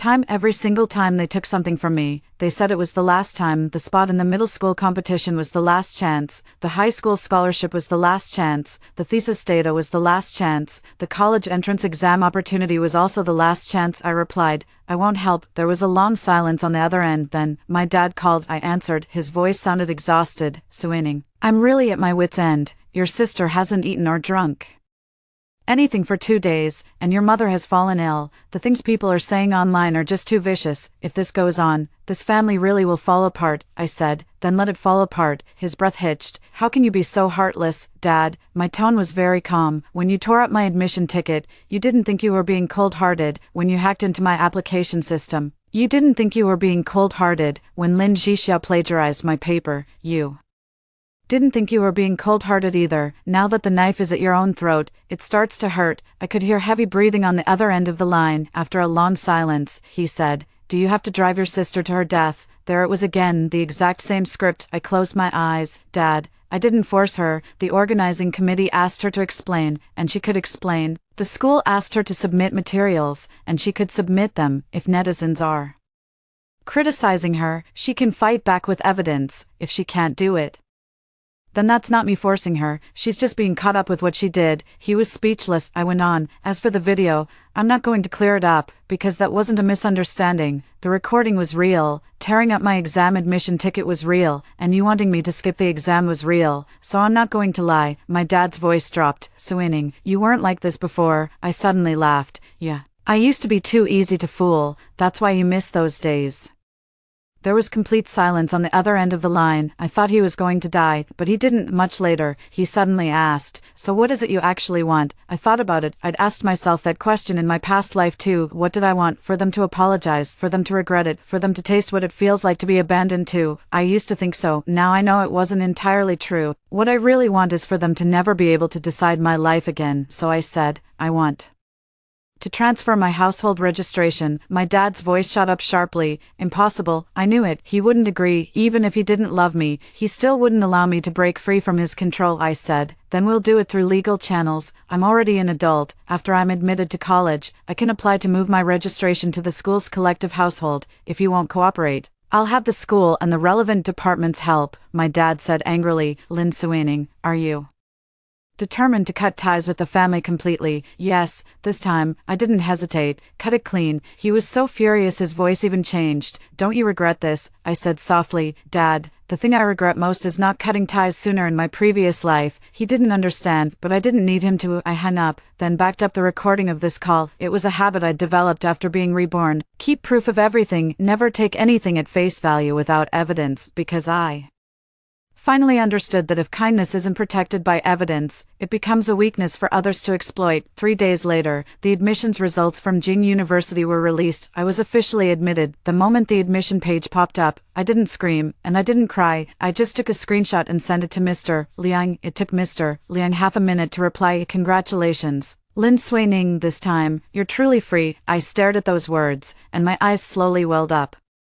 Freedom. I realized those 2 words made me want to cry even more than getting into Gaokao University. That night, I posted a screenshot of my admission offer on Moments. No long-winded speech, just one sentence, keep moving forward, and don't look back. A few minutes later, the likes started rolling in. Teachers, classmates, my aunt, my uncle, and many people I didn't really know. Lin Jixia didn't like it. My mom didn't either. My dad, on the other hand, did look at it. 10 minutes later, he sent me a text. Should the admission letter be sent to our home, or to the school? I stared at that text. I replied with just 2 words, the school. This time, I wouldn't let them touch the admission letter at all. Chapter 11. The admissions team comes to the house, and my parents start putting on a show of affection. On the 3rd day after Peking University's admission results came out, the school told me to go to the office. When I arrived, the principal, teacher Liang, and the grade level director were all there were also 2 teachers who had come from Jing City. One of them was surnamed Zhou, in his 40s, wearing silver-rimmed glasses, and spoke very gently. Congratulations, Lin Suining. I shook hands with them. Thank you, teachers, Teacher Zhou said with a smile. We came this time, first, to formally confirm your intention to enroll, and second, to understand the practical difficulties you're facing. He put it very tactfully, but I knew they had already seen those videos online. What happened in my family had already blown up into more than just a topic in the relatives chat group. Local media had reposted it, school forums had discussed it, and someone had even dug up what my mom had once said in the parents group. Our Suining is the older sister, mature for her age, and always lets her younger sister have her way. Even if a girl gets excellent grades, she shouldn't be too selfish. As a family, it's more important to support each other than to score a perfect grade. Those words once sounded like a mother's gentle guidance. Now, all that remains is suffocating favoritism. Teacher Zhou looked at me. We've already spoken with the admissions office about your acceptance letter. It can be sent directly to your school. As for the enrollment documents later on, if you're worried about them getting lost, the school can hold on to them temporarily for you. My shoulders eased. Thank you, teacher. Teacher Liang, standing nearby, also let out a breath of relief. These past few days, she'd been even more worried than I was, worried that once the acceptance letter was mailed to my home, my parents would withhold it, worried they'd block my household registration transfer documents, worried they'd once again use the name of family to reach for my future and snatch it away. Teacher Zhou went on, also, the school has a new student support program. Your situation is a bit special, so scholarships, grants, and some corporate funding can all go through a dedicated Fast track channel first. I pressed my lips together. Teacher, I'm not financially disadvantaged. Even as I said it, I couldn't help but feel how ironic it sounded. Legally speaking, I wasn't. I had parents, a roof over my head, and my family wasn't exactly poor, but in reality, I had never truly had any money of my own. When I was little, the New Year money I got was handed to my mom for safekeeping, and later it became Lin Suining's piano lesson fees. In middle school, I turned over the prize money from competitions to the family, and later it became Lin Suinings's birthday gift. The money I earned from tutoring in high school was taken by my mom, who said, "The household expenses are high." She said it so naturally, as if my money was always meant to end up in their hands. Teacher Joe saw my hesitation. Lin Suining, financial aid doesn't mean you have to be poor. It also includes support for students facing special hardships. Your biggest problem right now isn't your grades, it's how to make a smooth transition out of your family of origin. He said it very softly, yet it hit me hard in the heart. Make a smooth transition, so even leaving a home is something that needs protecting. I said quietly, I understand. Teacher Joe nodded. There's something else. Your parents contacted the admissions office this morning. I looked up. Teacher Liang's expression turned cold in an instant. What are they trying to do now? Teacher Joe didn't hide anything. They said they hoped the admissions team could come to our home for an interview. That your mother had sacrificed a great deal to raise you, and that they wanted to leave behind a precious video record of it. I laughed. A precious video record, what a nice way to put it. Weren't they just trying to use the Peking University admissions team's footage to whitewash themselves? The principal didn't look pleased either. They even called me and said they wanted to work with the school on publicity. They'd already come up with the theme. A humble background gives rise to a noble daughter. Good family values nurture outstanding talent. Teacher Liang was so angry he jumped to his feet, as if they deserve it. The office fell silent for a moment. The department head pushed up his glasses. Old Liang, watch your wording. Teacher Liang gave a cold laugh. I've been very careful. Teacher Joe looked at me. We respect your wishes. If you don't want to take part in a family interview, the school won't arrange one, I said. I won't take part. I can cooperate with the school interview, and I can also thank the teachers, but my parents shouldn't appear on camera, my younger sister either. Teacher Joe nodded. All right, we'll respect your wishes. I thought that was the end of it, but just after noon, my mom showed up at the school. She was wearing a light-colored dress, her hair neatly pinned up, and she was carrying a bag of fruit. The guard wouldn't let her in, so she just stood at the school gate and cried. She cried very quietly, holding it back, not the kind of crying that turns into a scene, but with red-rimmed eyes and trembling shoulders, like a mother whose heart had been broken by her daughter. People passing by couldn't help but look at her. She just lowered her head and wiped away her tears. By the time I got the call and came downstairs, several people had already gathered at the entrance. When my mother saw me, she immediately took a step forward. Suining, her voice was hoarse. Mom just wanted to come see you. I was standing inside the school gate. She was standing outside the school gate. A wrought iron gate separated us. It was just like in my past life, when I was locked in a room and she stood outside the door, saying, Suining, stop making a fuss. Once the Chinese exam is over, we'll let you out. No, it was her turn not to get in, and I looked at her. What do you need? Her eyes reddened at once. Can't I just come see you for no reason? You got in, didn't you? Can't Mom be happy for you? As she spoke, she held out the fruit. These are your favorite cherries. I glanced at them. I'm allergic to cherries. Her hand froze. People around us started murmuring quietly. My mom's face went pale for a moment, then she quickly forced a smile. Mom's getting old and mixed things up. You clearly used to love them when you were little, I said. The one who loved them was Lin Suining. She was completely speechless. I didn't give her an out. Mom, did you come to school to see me? Or to meet the admissions team? Her expression changed. Why do you have to think so badly of your mother, child? I said calmly. Because you've always been this bad. Tears suddenly fell from her eyes. Suining, do you really have to hurt your mother like this? I admit it, I did favor Jixia before, but wasn't that because she was in poor health? You've always been so outstanding, never giving us anything to worry about. I thought you didn't need that from me. I looked at her. What do I not need? What? I don't need an admission ticket, I don't need a college choice list, I don't need money, or I don't need Mom and Dad. She opened her mouth, but not a word came out. I went on. It's not that you think I don't need them, it's that you think I don't deserve them. The words seemed to strike her, and she swayed slightly. No, Suining, no. She reached out, trying to grab my hand. I took a step back. She grabbed at nothing. The security guard stood nearby and said quietly, Ma'am, you're not allowed in without permission from The school, my mom turned to look at the guard, her composure finally cracked a little. In the past, she always held the upper hand in front of me, because she was my mother, because she knew I cared about her, but now she realized she couldn't get into the school gates, and she couldn't get into my world either. She started to panic. I looked at the bag of fruit in her hands. Mom, take it back, you bought the wrong ones this time. You don't need to buy them anymore. Her voice trembled. Suining, are you really not going to want your mom anymore? I said. It was you who stopped wanting me first, the night before the college entrance exam. The moment you tore up your admission ticket, you had already made your choice. After saying that, I turned and walked back behind me. I heard her muffled sobs, but I didn't look back. When I reached the entrance to the teaching building, I saw someone standing by the second-floor window. Lin Suining. I didn't know when she had come to school. Too, she was looking at me, her expression so dark it was chilling. In that moment, I suddenly understood she wasn't going to give up, she was just waiting for the next chance. Chapter 12. I refused the whole family photo. The school interview was scheduled for a week later. The location was the honors hall at Nanjing No. 1 high school. I had originally thought it would just be a few simple photos and a short written report, but when the day came, 3 cars were parked at the school gate. Besides the school's official WeChat team, there were also people from the local TV station and the Education Bureau's publicity department. The principal was grinning from ear to ear. Suining, don't be nervous, just speak normally. I nodded. Teacher Liang stood beside me and asked in a low voice, are you nervous? I said, not really. She was even more nervous than I was, fussing over my collar the whole time. Is this button crooked? No. What about my hair? Looks good. Smile. I looked at her.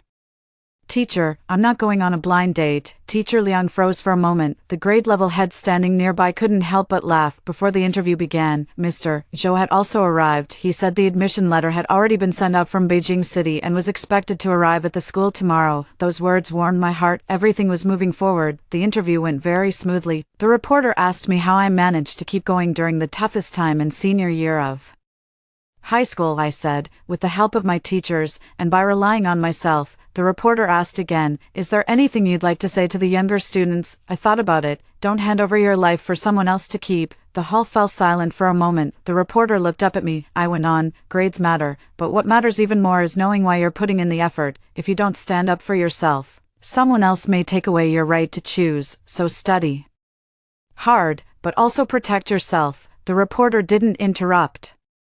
Teacher Liang stood just outside the camera frame, her eyes a little red. As the interview was drawing to a close, a commotion suddenly broke out at the entrance. I turned to look. My parents were here, and they weren't the only ones. Lin Suining had come too. My mom was wearing a simple qipao, her face pale, as if she had been ill. My dad was in a suit. Lin Suining was wearing a white dress, her eyes red-rimmed. The 3 of them were standing at the entrance. To anyone who didn't know better, it would look like they were the ones who had been abandoned by me. The principal's expression changed in an instant. Who told them to come? No one said a word. I understood quickly. They didn't need anyone to tell them. They had been keeping a close eye on the school all along. With such a big media interview going on, how could they not have known? The moment my mom saw the camera, tears welled up in her eyes. Suining, she called me softly. Her voice was barely above a whisper, but it was enough for the camera to pick up. Mom's late. She stepped forward. Teacher Liang stepped straight in front of me. Ms. Lin, family members weren't invited to today's interview. My mom's face turned pale. I'm her mother. She got into Jing University. Why can't I be here? The reporters exchanged glances. They probably hadn't expected to run into something like this. My father stepped forward, his attitude far more cordial than before. Principal, we don't mean anything by it.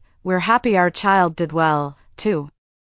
There were some misunderstandings at home before, and it all got a bit ugly. On such an important day, we just want to take a family photo with our child. A family photo. The moment those 3 words were spoken, the air in the room changed. I looked toward Lin Suining. She stood at the back, her expression gentle and vulnerable, but there was a hint of smugness hidden in her eyes. They had done their math well. They brought it up in front of the reporters, the admissions staff, the principal, and people from the Education Bureau, asking for a family photo. If I refused, then in everyone's eyes I'd be the daughter who was cold-hearted, unfilial, and refusing to give her parents a way out. If I agreed, they could use that photo to tell everyone, look, we've already made up, it was all just a misunderstanding online. The Lin family was still as harmonious as ever. My dad had even already struck the right pose. He looked at me with gentle eyes. Suining, Dad knows you're still mad, but today is Your big day, so let's not argue, just take one photo. My mom nodded through her tears. Mom's begging you. Just one, Lin Suining also said softly. Sister, everyone's watching. I laughed. Yeah, everyone was watching, so this time, I need to make it crystal clear. I walked up to the camera. The reporter instinctively handed me the microphone. I took it, then I looked at my dad. Dad, you said there was a misunderstanding in the family, so can you tell everyone on camera what that misunderstanding is?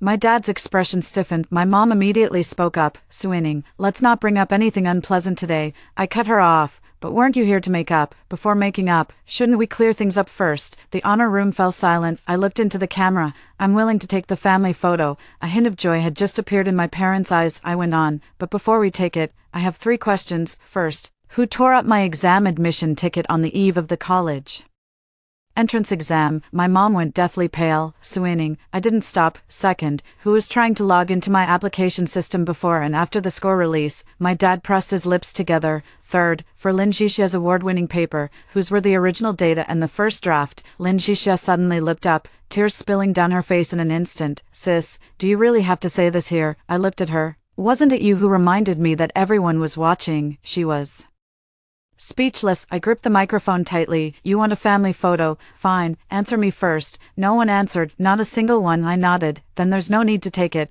I handed the microphone back to the reporter. I refuse. My mother clutched her chest, as if she'd suffered some terrible grievance. How could you do this? I said. Mom, I'd like to ask you the same thing. How could you do this? How could you tear up my exam admission ticket? How could you make me give up the college entrance exam? How could you use my score to put on a show for Lin Suining? And how can you still think that just because you cry a little, I should play along with your act of a loving mother and dutiful daughter? My mother's tears fell even harder, but this time, the camera wasn't pointed at her, it was pointed at me. I said, word by word, I don't accept emotional blackmail, I don't accept an unconsented family photo, and I don't accept any kind of staged reconciliation. I am not reconciled with them, not yet, and in the future, that may not change. The reporter froze for a few seconds, then he steadily turned the camera toward me. I know this line will definitely be edited in, and it will stir up controversy once again, but I'm not afraid. Once you stop fearing the loss of things you never even had, you become truly free. My dad's face had already turned as dark as it could get, but in front of so many people, he couldn't blow up. He could only lower his voice and say, Suining, do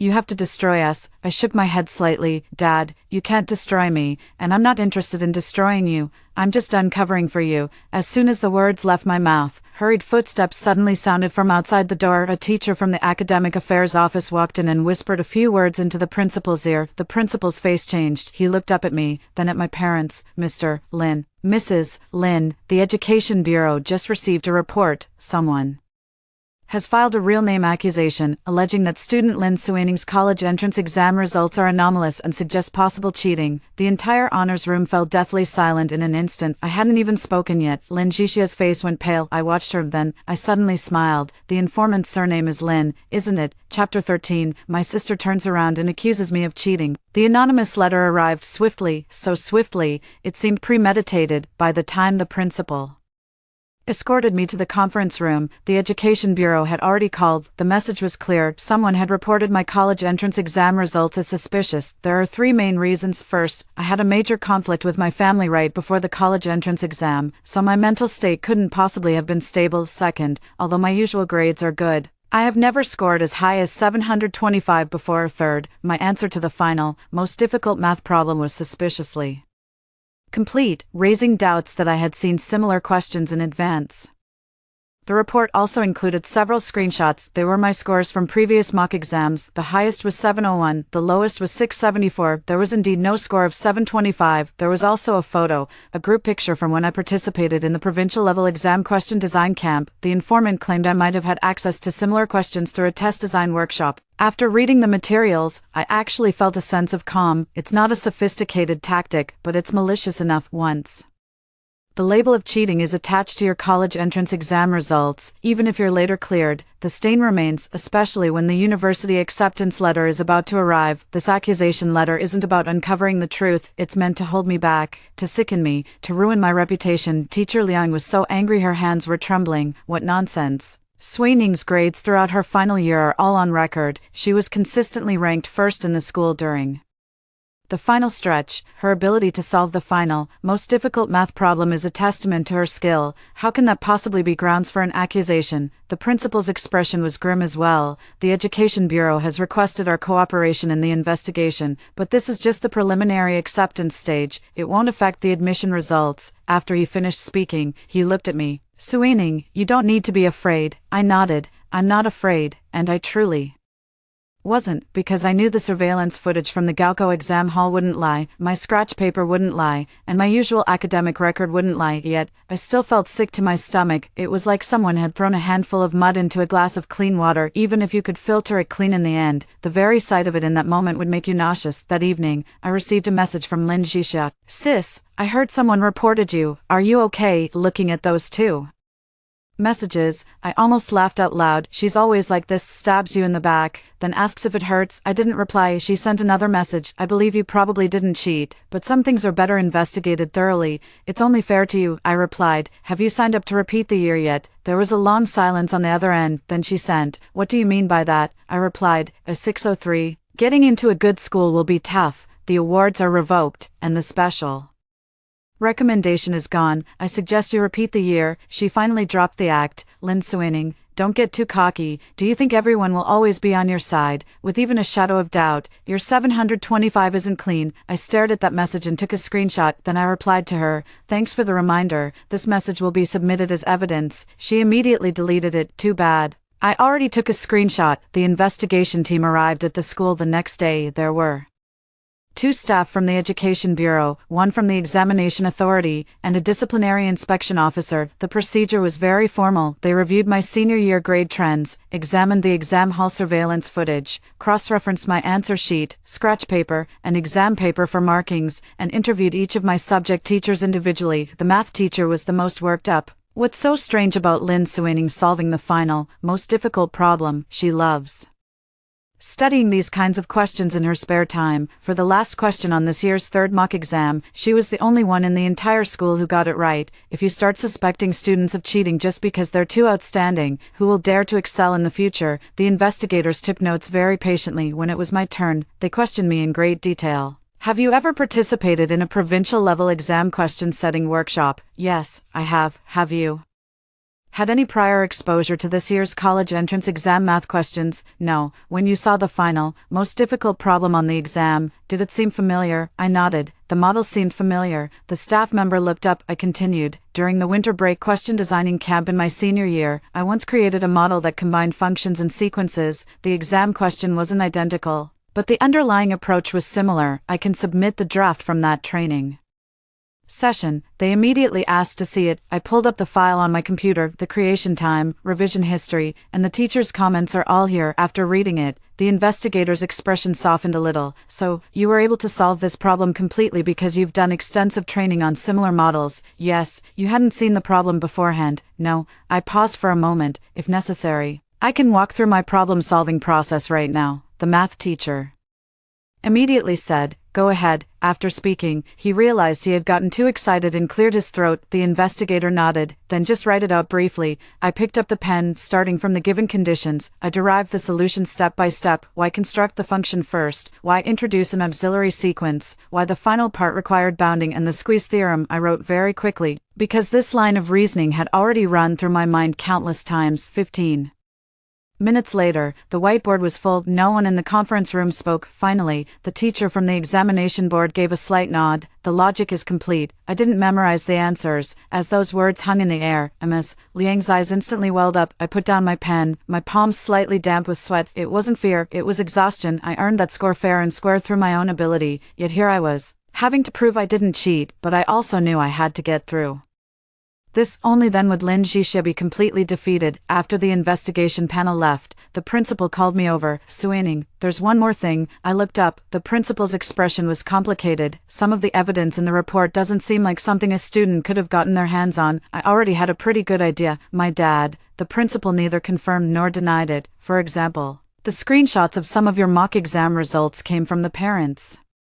group chat, and the photo of you at the exam question drafting camp was originally only shared in a notification for parents. The person who could provide these materials would have to be your guardian. I fell silent. It wasn't really a surprise, but hearing it confirmed still felt like a needle to the heart. So it wasn't just Lin Suining. My father was in on it too. He begged me to delete the video, and I refused. He begged me to clear Lin Suining's name, and I refused. Now, he's helping her report me for cheating. I suddenly remembered what he said on the phone that day.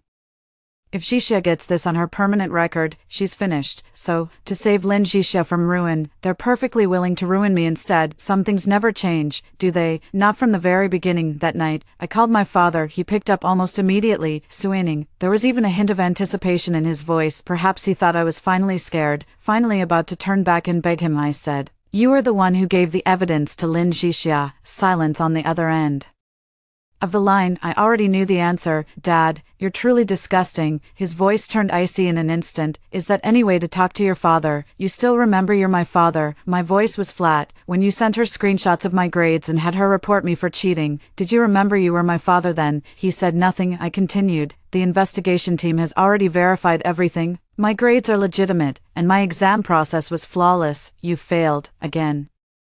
Finally, his voice, thick with suppressed anger, came through the phone. "Lin Suining, are you determined to drive Suining to ruin?" I laughed. "Dad, I'm tired of hearing that line. Try something new." His breathing was heavy. "She's your sister," I said. "And what about me?" Silence on the other end of the line. I asked, "Who am I?" He didn't answer. I said softly, "See, you can't answer, because in your heart, I'm not your daughter. I'm Lin Suining's backup life." With that, I hung up the phone. This time, I didn't cry. I just saved the call log. Then I sent a message to the principal. "Principal, I would like to formally request the school's assistance in handling my household registration transfer and the issue of family harassment." The principal replied quickly, "Come to the office tomorrow. The school will help you." Looking at those 4 words, I felt a deep sense of calm. In my past life, I always felt utterly alone and without support. In this life, I've learned that if you cry for help, not everyone will push you back into the abyss. Chapter 14. The investigation results are in, and so is the truth. The investigation results from the Education Bureau arrived faster than I had imagined. 3 days later, the school's official website released a statement. A joint review by the Examination Authority and the Education Bureau confirms that student Lin Suining's college entrance examination results are authentic and valid, with no evidence of disciplinary violations or cheating. Her exam performance is highly consistent with her usual academic record, competition training history, and answer logic. Relevant authorities will further investigate acts of malicious reporting that disrupt the normal college admissions process for students. The announcement sent public opinion into a frenzy. I knew it. Someone who scored 725 needs to cheat. How vicious of the person who reported it, pulling this stunt right when the acceptance letter was about to arrive. The phrase malicious reporting carries serious weight. It suggests they've found something right, considering the previous college celebration party and the plagiarism scandal. It's not hard to guess who made the report. Lin Suining's name was trending on local social media again. Originally, she was only accused of plagiarism. Now there's another accusation, maliciously reporting her sister, the top scorer in the college entrance exam, for cheating. She completely fell apart. That afternoon, she rushed to the school gate. This time, she wasn't wearing her white dress. Her hair was a mess, her face was haggard, and her eyes were swollen like walnuts. The security guard stopped her, and she started screaming my name. "Lin Suining, come out here. How dare you do this to me?" I got the news while I was in the office filling out household registration transfer forms. Teacher Liang didn't want me to go down. "Don't see her," she said. "I'll see her," I replied. "It's a good chance to clear the air." Teacher Liang frowned. "I'll go with you." By the time we got downstairs, a crowd of students had already gathered at the school gate. The moment Lin Suining saw me, she rushed to the iron gate. "Lin Suining, are you happy now? Everyone's blaming me. The school won't have me. The cram school won't take me back. Even mom and dad are fighting. Are you satisfied?" I stood inside the gate, looking at her. "I didn't tell you to plagiarize that paper. I didn't tell you to report me, and I certainly didn't tell you to fake an illness to force me to drop out of the exam." She shook her head, tears streaming down her face. "I never forced you. Ever since we were kids, it's always been you taking what's mine." The surroundings fell silent in an instant. I frowned slightly. "What did I ever take from you?" It was as if she had finally found an outlet. Her voice grew shrill. "You stole everyone's attention. The teachers favor you. The classmates admire you. Even the relatives only talk about your good grades. And What about me? I'm not healthy, my grades are poor, I can't compare to you in anything, I just wanted a little something, why couldn't you just let me have it? I looked at her. In that moment, I suddenly understood. In Lin Suining's world, my very excellence was a crime. The harder I tried, the more it pained her, the further I advanced, the more she felt I was standing in her way, so she wanted me to step aside, to yield my grades, my awards, my college entrance exam, my entire future, I said. Lin Suining, have you ever considered that the things I have didn't just fall from the sky? I earned them myself, staying up late studying, competing in contests, bit by bit. If you want them, you can fight for them yourself, she shrieked. But I can't compete with you, so you resort to stealing. Her face went pale. I pressed on. Is that your excuse? If you can't compete, it's okay to plagiarize my paper. If you can't compete, it's okay to have our parents tear up my exam permit. If you can't compete, it's okay to falsely accuse me of cheating. Her lips trembled. I just wanted a better life. I looked at her. What about me? So I'm supposed to have a worse one? She froze. I said slowly, there's nothing wrong with wanting a good life. The mistake is treating my life as your cure-all, Lin Suining. I am not your medicine, and I don't owe you anything. She cried even harder, but Mom and Dad have always loved me more. So what if you got into Peking University? They'd still choose me. The moment the words were shouted, she herself froze. All the surrounding students heard it. Teacher Liang's face was cold. Is that the Lin family's logic? Whoever the parents love more gets to hurt the other child. Lin Suining's face turned deathly pale. She instinctively tried to backtrack. That's not what I meant, but it was too late. Her outburst had been recorded by several people at the school gate. I looked at her. You're right. They would choose you, so I'm letting them go. Lin Suining froze. She seemed not to understand.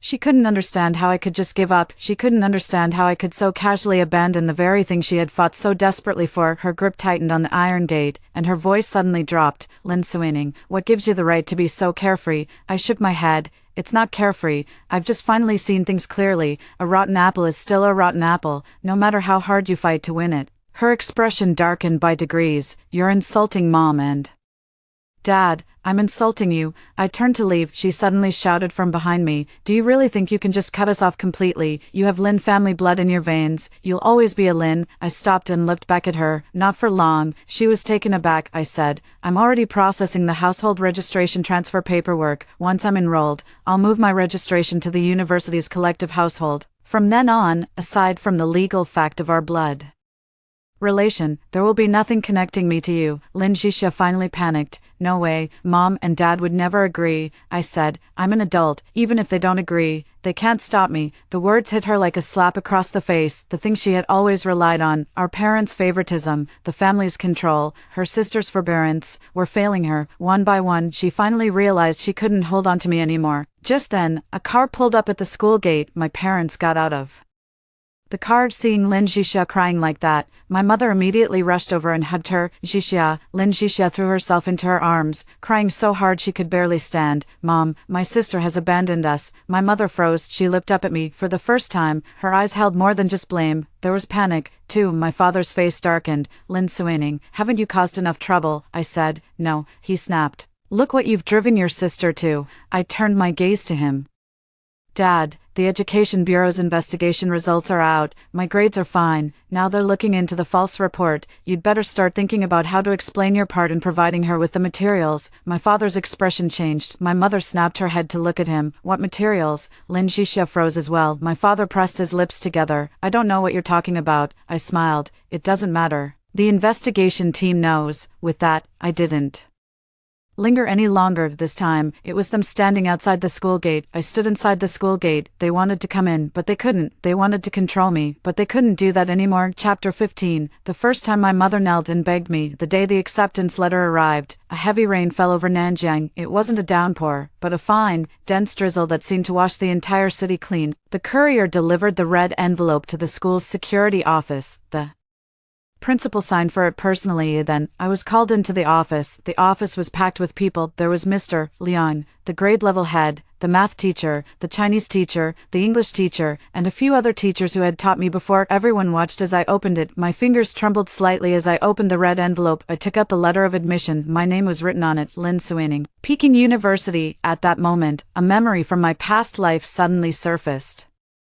I stood in the rented apartment, staring at the altered admission page on my phone. The name of that private school was long and unfamiliar. I didn't go. I didn't cry either, because by then, I was all cried out. No, the acceptance letter that was truly meant for me lay in my hands. The paper was light, yet it felt as heavy as 1,000 pounds. Teacher Liang was the first to start clapping. Then, applause broke out in the office. The math teacher said with a smile, "Lin Suining, don't forget your alma mater when you make it big." The Chinese literature teacher wiped the corner of her eye. "Don't listen to him, just live a good life." Holding the admission letter, I bowed to them. "Thank you, teachers." I said that thank you with utmost sincerity. Without them, I might have still gotten a high score, but I might not have made it here so smoothly. After the photo was taken, the principal handed me a file folder. "The school has prepared all your household registration, transfer, and enrollment financial aid documents for you. When you report to Beijing, just follow the procedures. Also, regarding the family harassment issue, the local police station has a record on file. If they come to the school to cause trouble again, you don't need to get involved." I nodded. "Thank you, principal." The principal looked at me for a moment and suddenly sighed. "Suining, you have a long road ahead. Don't let your heart stay stuck in the past mess." I said. "I know," he said. "Someone as smart as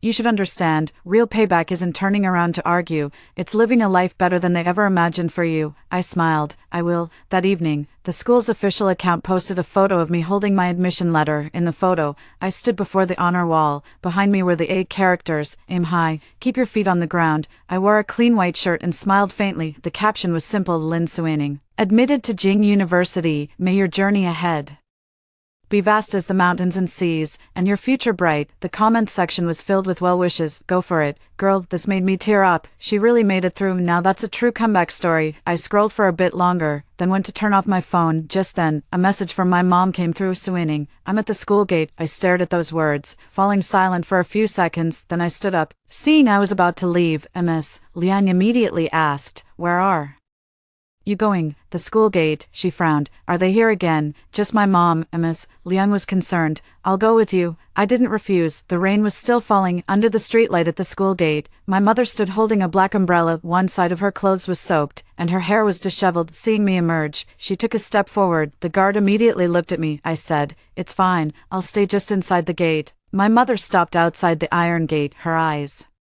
fell on the document folder in my hand, and tears instantly welled up. "Has the letter of admission arrived?" I nodded. "It has." Her lips quivered. "Can you let Mom see it?" I didn't move. She seemed to have already guessed I wouldn't give it to her, and gave a bitter smile. "Fine, I don't deserve to see it anyway." In the past, hearing that would have made me panic. I would have said no, that's not true, and tried to comfort her, but now, I just watched her quietly. She waited a few seconds. When my denial didn't come, her tears fell even harder.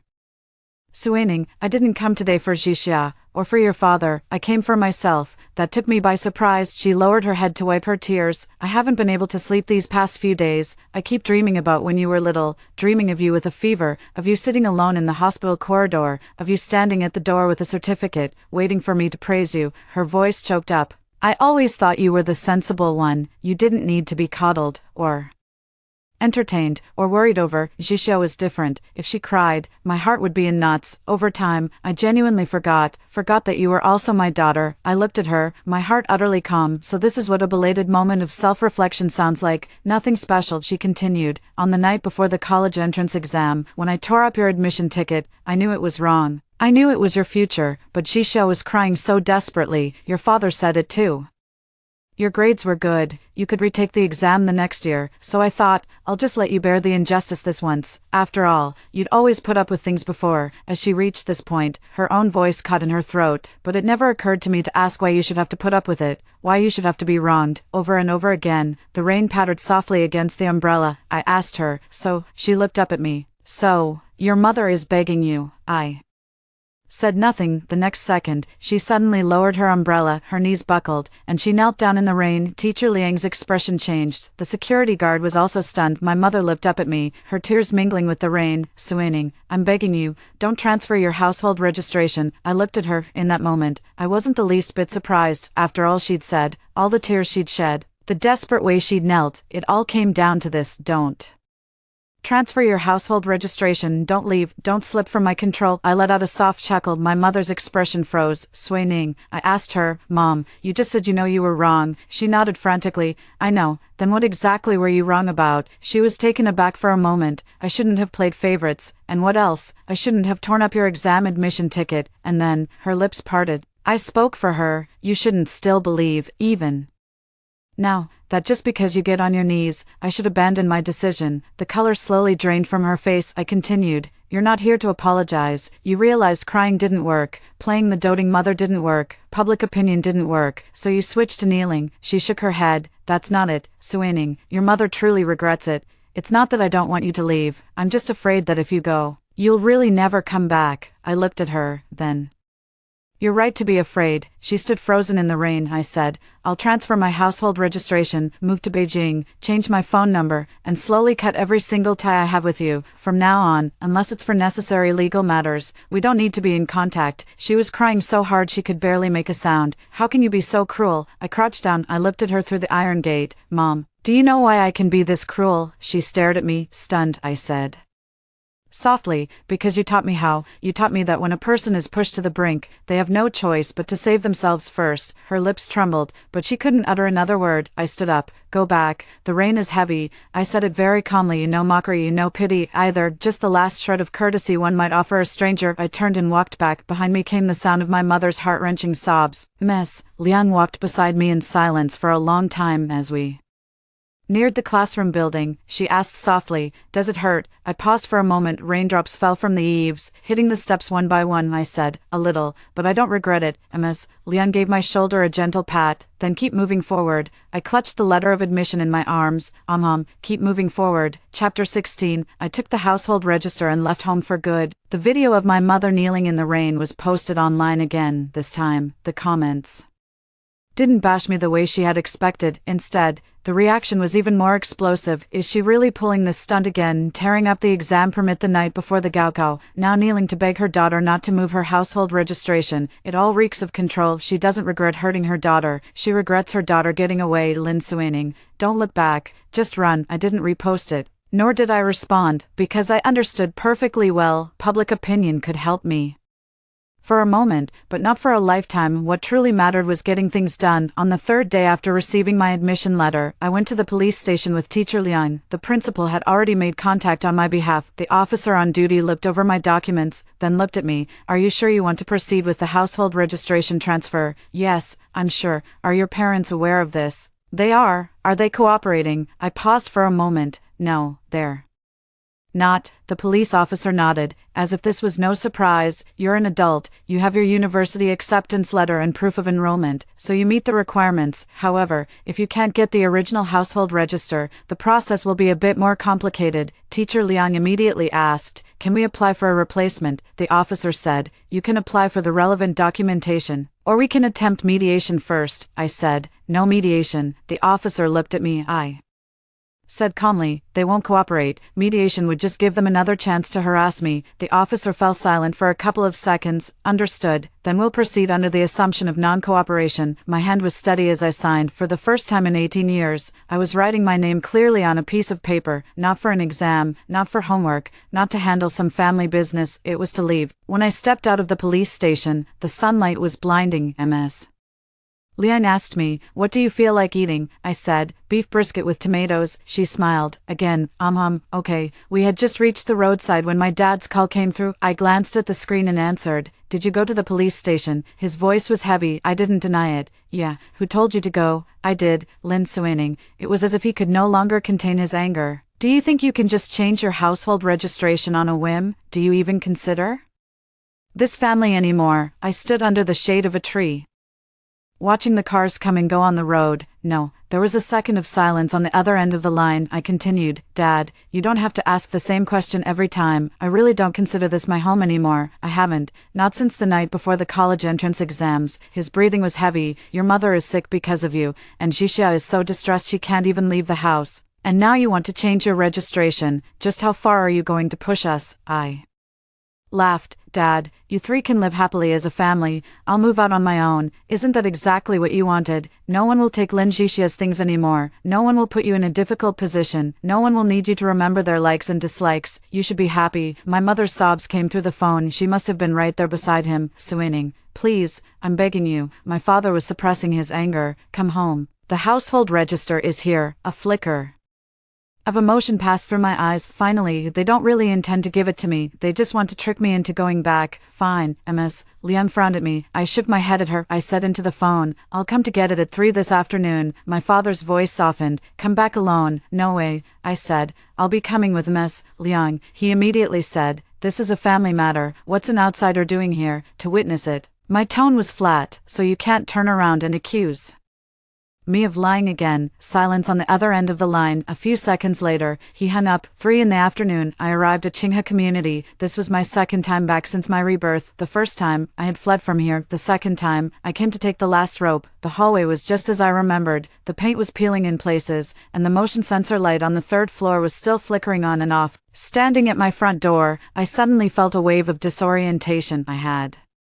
lived here for 18 years, yet I had never truly had a room of my own. My desk had been used by Lin Suining to store her dolls. Half of my wardrobe was given over to her dresses. My competition awards were stuffed by my mother into the very bottom of a drawer. Lin Suining's piano certification, however, was framed and hung in the living room. I used to think it was because she was frail and needed more encouragement. It was only later that I understood. It wasn't that she needed more, it was that I was expected to make do with less. The door opened. My father was standing behind it. His expression darkened noticeably when he saw Mr. Liang come in. I didn't take off my shoes, nor did I venture too far inside. In the living room, my mother sat on the sofa, her eyes red and swollen. Lin Suining sat beside her, head bowed, looking utterly worn out. A household register lay on the coffee table. I glanced at it and reached out to take it. My mother suddenly pressed her hand down on it. Suining, I looked at her. Mom, I'm not here to chat. Her tears fell instantly. Do you really hate us that much? I didn't answer her question. I just said, give me the household register. She shook her head. After I give it to you.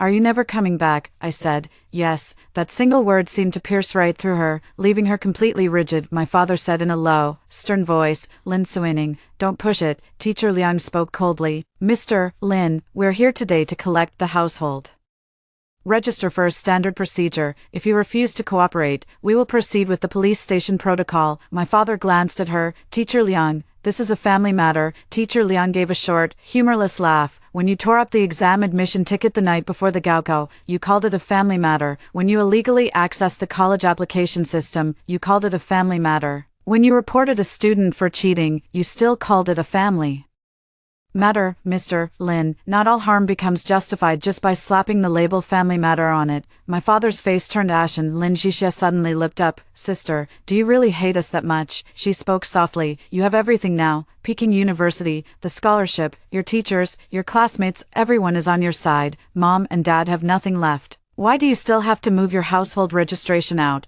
I looked at her. Because you're still here. Her face went pale. I continued, because as long as I'm still tied to this family, you'll keep finding excuses to cling to me. Today it's the household registration, tomorrow it's the scholarship, the day after it's a media interview. In the future, it might be my job, my house, my marriage. Lin Suining, I don't want you to suck me dry anymore. Tears fell from her eyes. How can you say something so cruel? I nodded. That's a harsh thing to say, but it's the truth. My mother finally broke down. Suining, please don't be like this. Mom knows she was wrong. She really does. If I give you the household register, will you forgive me a little? I looked at her hand pressing down on the household register. No. She froze. I said, you're giving it to me because it's what I was owed in the first place. It's not a favor, and it can't buy forgiveness. My mother's hand slowly loosened its grip. I picked up the household register, turned to my page. Lin Suining, female, 18 years old, relationship to head of household, eldest daughter, how laughable. In this family, I've shouldered all the responsibilities of the eldest daughter, yet I've never known a single day of the love a daughter deserves. I placed the household register into the document folder and turned to leave. My father suddenly spoke. Lin Suining, if you walk out that door today, the Lin family will no longer consider you a daughter. I stopped in my tracks. I've heard those words before. My mother said the same thing the Night before the college entrance exams. Back then, when I walked out, they thought I'd be scared. No, I only feel a sense of relief. I turned back to look at him. Thank you. He was stunned, I said. I've been waiting a long time to hear that. My father's face instantly darkened with fury. I didn't linger any longer. As I stepped out the door, Lin Suining suddenly called out from behind. Sis, I didn't break my stride, she cried out. You'll regret this. I pulled the door open, the motion sensor. Light in the hallway flicked on and I turned and looked at her one last time. No, I won't. The door closed this time. I wasn't thrown out, nor did I run away. I walked out on my own. In my hands, I held my household register, my university acceptance letter, and the life I had finally fought to reclaim in Chapter 17. University begins. They chased me to the campus gate. September, Jing City. As I stood at the gate of Jing University with my suitcase, the sky was an impossibly brilliant blue, welcoming. Banners stretched all the way from the main gate to the roadside.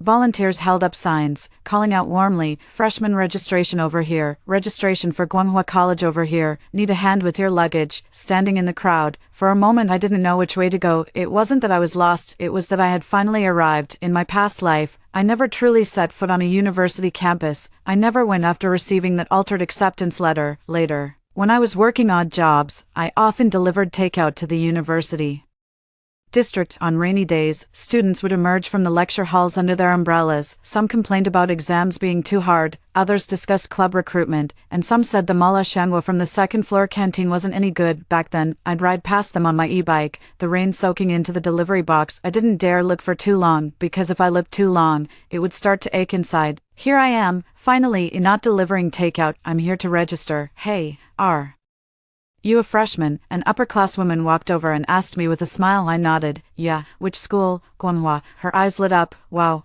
impressive. She took the suitcase from my hand. Come on, I'll take you to get registered. I followed behind her. The campus was vast, the shadows of the trees deep. The paths were filled with new students and their parents, all dragging luggage. A mother wiped sweat from her child's brow. A father carried a rolled-up mattress toward the dorms, and a family of 3 smiled brightly as they took a photo at the school gate. I watched for a while, and the ache in my heart wasn't as sharp as I'd imagined. Maybe it was because I had already come to accept it. There are some things I don't have, but I will have other things. The registration process went smoothly. I got my admission letter, ID card, personal file, and household registration documents stamped, one by one. When the clerk handed me the new household registration receipt, I stared at it for a long time. Just a single, flimsy sheet of paper, yet it felt like I was being torn from my past and pasted into my future. An upperclassman showed me to my dorm room, a quad room with lofted beds and desks underneath. Sunlight streamed in from the balcony. My roommates hadn't all arrived yet. I set my luggage down, opened the suitcase, and began hanging my clothes in the wardrobe, one piece at a time. No one burst in to say, "This half of the closet is for Jishia's dresses." No one ever said, "Your sister likes this, so you should let her have it." No one ever just rummaged through my things. This is my bed, my desk, my cupboard, my life. I was halfway through tidying up when my phone rang. It was an unknown number. I didn't want to answer it at first, but the caller ID showed it was from Jing City. I answered. It was my mother's voice on the other end of the line. Suining. My hand froze. She changed her number again. Mom's in Beijing. I closed my eyes for a moment. What are you doing here? Her voice was tentative. Starting university is such a big deal. Your father and I had to see you off. I stared out the dorm window below. New students and their parents were coming and going. I don't need it. Her voice grew urgent. We're already at your school gate. Can you come down? I won't come in. I just want to see you. We brought your luggage, and your favorite. She paused, as if finally remembering, braised beef with tomatoes. Suddenly, it all felt absurd, something she couldn't remember. For 18 years now, after cutting ties, she remembers. No need, I said. Don't come again. Her voice instantly broke with tears. Suining, Mom just wanted to see you. We took the high-speed train here. Didn't even have breakfast. Your father didn't say a word the whole way. Jisha isn't well yet, but she came along too. My expression turned cold. She's here too. She said she wants to apologize to you. I hung up the phone directly. A few seconds later, a text message came through. Sis, I'm at the school gate. I know I was wrong. I really do. Can you come down and see me, please? I looked at the text and replied, no. A reply came quickly. Sis, are you scared of me? I laughed. Same old trick, reverse psychology. When the helpless act didn't work, he switched to provocation. I didn't reply, but soon after, someone was calling my name from downstairs. Lin Suining, Lin Suining. I walked to the balcony and looked down. A student assistant was standing below. There's someone at the school gave you claims to be family, looking for you. I gripped the railing and was silent for a moment. I went down anyway. It wasn't out of pity. I didn't want them to cause a scene all the way to the dormitory. The school gate was crowded. My parents and Lin Suining were standing in the shade of a tree. 2 suitcases were placed beside them. My mother was holding an insulated bag. Her eyes lit up when she saw me, Suining. She started to come towards me. I raised my hand. Stay right there. She stopped in her tracks, her smile freezing on her face. My father looked thinner than before, with even a few strands of white hair at his temples. He looked at me, his tone low and somber. Why didn't you tell the family about something as important as the start of the school term? I shot back. What would be the point of telling you? He was left speechless. Lin Suining stood behind him. She had lost a lot of weight. Her face was pale, and she no longer had that delicate, fragile air about her. She looked at me and said softly, I'm sorry, sis. I didn't say a word. She bit her lip, and tears welled up in her eyes almost instantly. I know I was wrong about the thesis. That was my fault. Reporting you, that was foolish. I was just so scared. I was afraid that after you left, I'd be invisible to Mom and Dad. I looked at her. They've always seen you. What are you afraid of? She froze. I continued. You're not afraid of being without them. You're afraid of being without me there to be your safety net.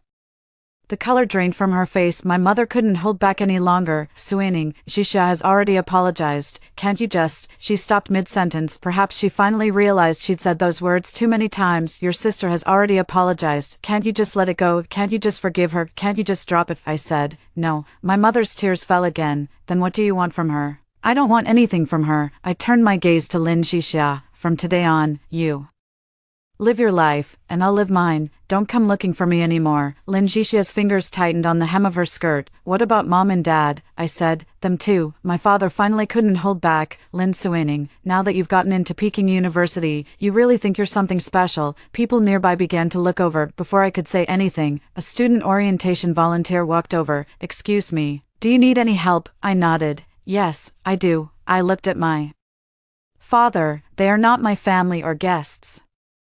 If they come to the school looking for me again, please treat them as external visitors. The volunteer was taken aback for a moment, then immediately became serious. Understood. My father's face darkened. I'm her father, I said calmly. Legally, for now, you are, but I don't accept you being part of my campus life, and I won't tolerate you disturbing me. My mother, crying, clutched the insulated bag. Suining, I made you braised beef with tomatoes. Didn't you always want this before? I glanced at it. I used to want it, but not anymore. She seemed to be struck by those words, her body swaying slightly. I continued, Mom, not everything that comes late still has meaning. Love is like that, and so is braised beef with tomatoes. Her tears fell this time. I didn't look back. I turned and walked towards the school building. Behind me, my father shouted angrily, Lin Suining, if you dare walk away today, don't you ever call us your parents again. I stopped. People streamed in and out of the school gate. Many had heard it. I turned back and looked at him. Mr. Lin, you're too late with those words. I stopped, acknowledging that a long time ago. With that, I turned and walked onto the campus. The grand gate of Peking University stood tall behind me. Sunlight filtered through the leaves, falling at my feet. I did not look back. I didn't even cry, because I knew, from this moment on, they were finally left outside the door. Chapter 18. I became someone they could no longer reach. My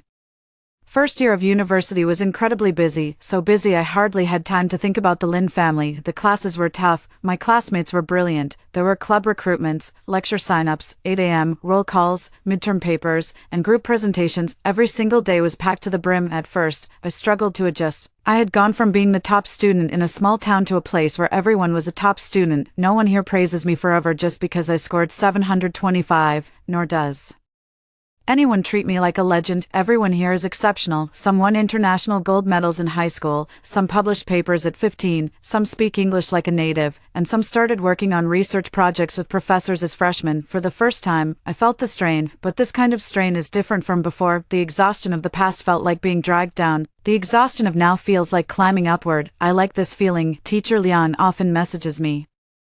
Have you eaten? Don't stay up too late. It's cold in the capital. Remember to put on more clothes. I would send her photos too, photos of the cafeteria food, the sunset glow over the library, the PPT from my first group presentation, the first course paper I got an A on. She always replied very quickly, good, keep it up, take care of yourself. It felt like another version of performing as expected. In the second semester of my freshman year, I was accepted into a college project, assisting a professor with research on county-level educational resources. The day the topic was finalized, I sat in the library, staring at the document title, and fell silent for a long time. After all the twists and turns, I've come back to this question, but this time, I'm not the high school student whose first draft was stolen. I am a researcher. I will write those overlooked, sacrificed children, the ones told to be sensible, into a place where they will truly be seen. In my sophomore year, I received the National Scholarship. On the day of the awards ceremony, a faculty advisor asked me to give a speech. I stood on the stage, looking out at the sea of young faces below. Suddenly,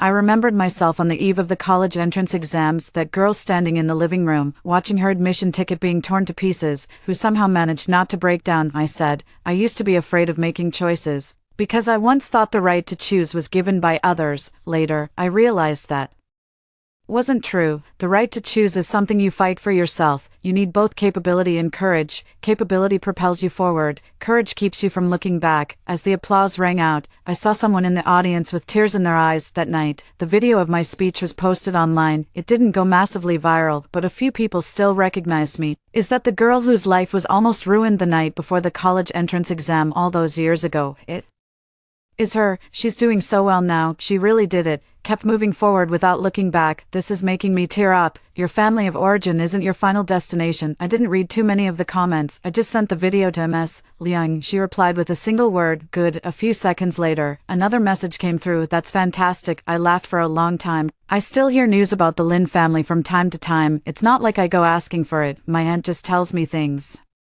Sometimes, after I moved my household registration, I left that relatives group chat. Lin Xixia repeated her final year of high school. The second year, she scored 588. It was even lower than her first attempt. In the end, she went to a fairly ordinary university within the province. It wasn't that she couldn't get in anywhere, but it was a far cry from the prestigious Beijing university life she had once imagined for herself. While the record of her plagiarized paper wasn't officially filed, many professors in the field were aware of it. Any chance of a special recommendation was now out of the question. My dad later tried to pull some strings to get her to switch majors. It didn't work out. My mother's health really did take a turn for the worse for a while. It wasn't because of me. It was because she suddenly realized that the daughter she had always favored could also resent her. Lin Xixia blames her. Blames her for not stopping me completely back then. Blames her for making such a big deal out of it. Blames her for being so clumsy about her favoritism. My dad and mom argued many times. I heard that once. Lin Xixia smashed a lot of things at home and cried, saying, if you had been nicer to my sister back then, wouldn't all her resources be mine now? When my aunt sent me this message, she was absolutely furious. She still thinks what's yours should be hers. I stared at that line of text for a long time without replying. Later, I only sent one message. It doesn't matter anymore. It really didn't matter anymore. Once you've gone far enough, you realize that the hands that once desperately tried to hold you back weren't that long after all. In the winter of my junior year, I returned to Nanjing to give a lecture as a distinguished alumnus at my old high school. It was my first official return to that city, not to go home, but to return to my alma mater. The camphor trees by the school gate had grown much taller. My old photo was still hanging on the wall of honor, a line of small text below, Lin Suining, class of 2026.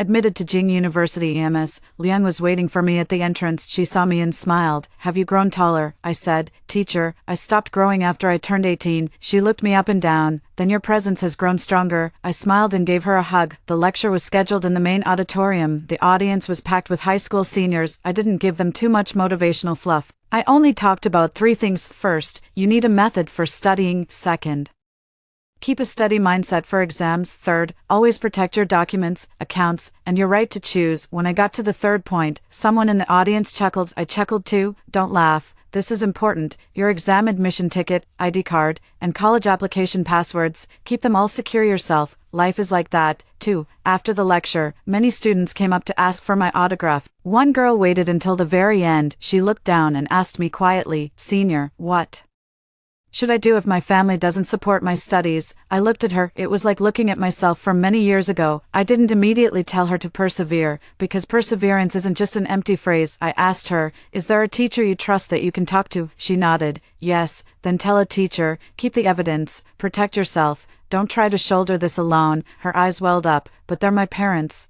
I said softly. Just because they're your parents doesn't mean everything they do is right. You can love them without sacrificing yourself in the process. She nodded firmly in that moment. It suddenly felt like all that past pain wasn't entirely a wasteland. If my story could help someone else reach out for help sooner, wake up sooner, and hold on to their own chance at a future, then it would have meant something. After the lecture, I went to get dinner with Professor Liang. It was tomato and beef brisket again, this time. The flavor was just right, not too salty, and not too bland. Halfway through the meal, Professor Liang suddenly said, "Your parents came to the school today." My chopsticks paused for a moment. "When, this morning, they knew you were coming back." I looked down and took a sip of my soup, and then, the principal stopped me at the door. Ms. Liang looked at me. "Your father looks much older. Your mother asked me if you were doing well." I didn't say anything, she added. "I told her you were doing just fine." I smiled. "Thank you, teacher." She also asked if you ever mentioned them. I looked up. Ms. Liang looked at me. I said no.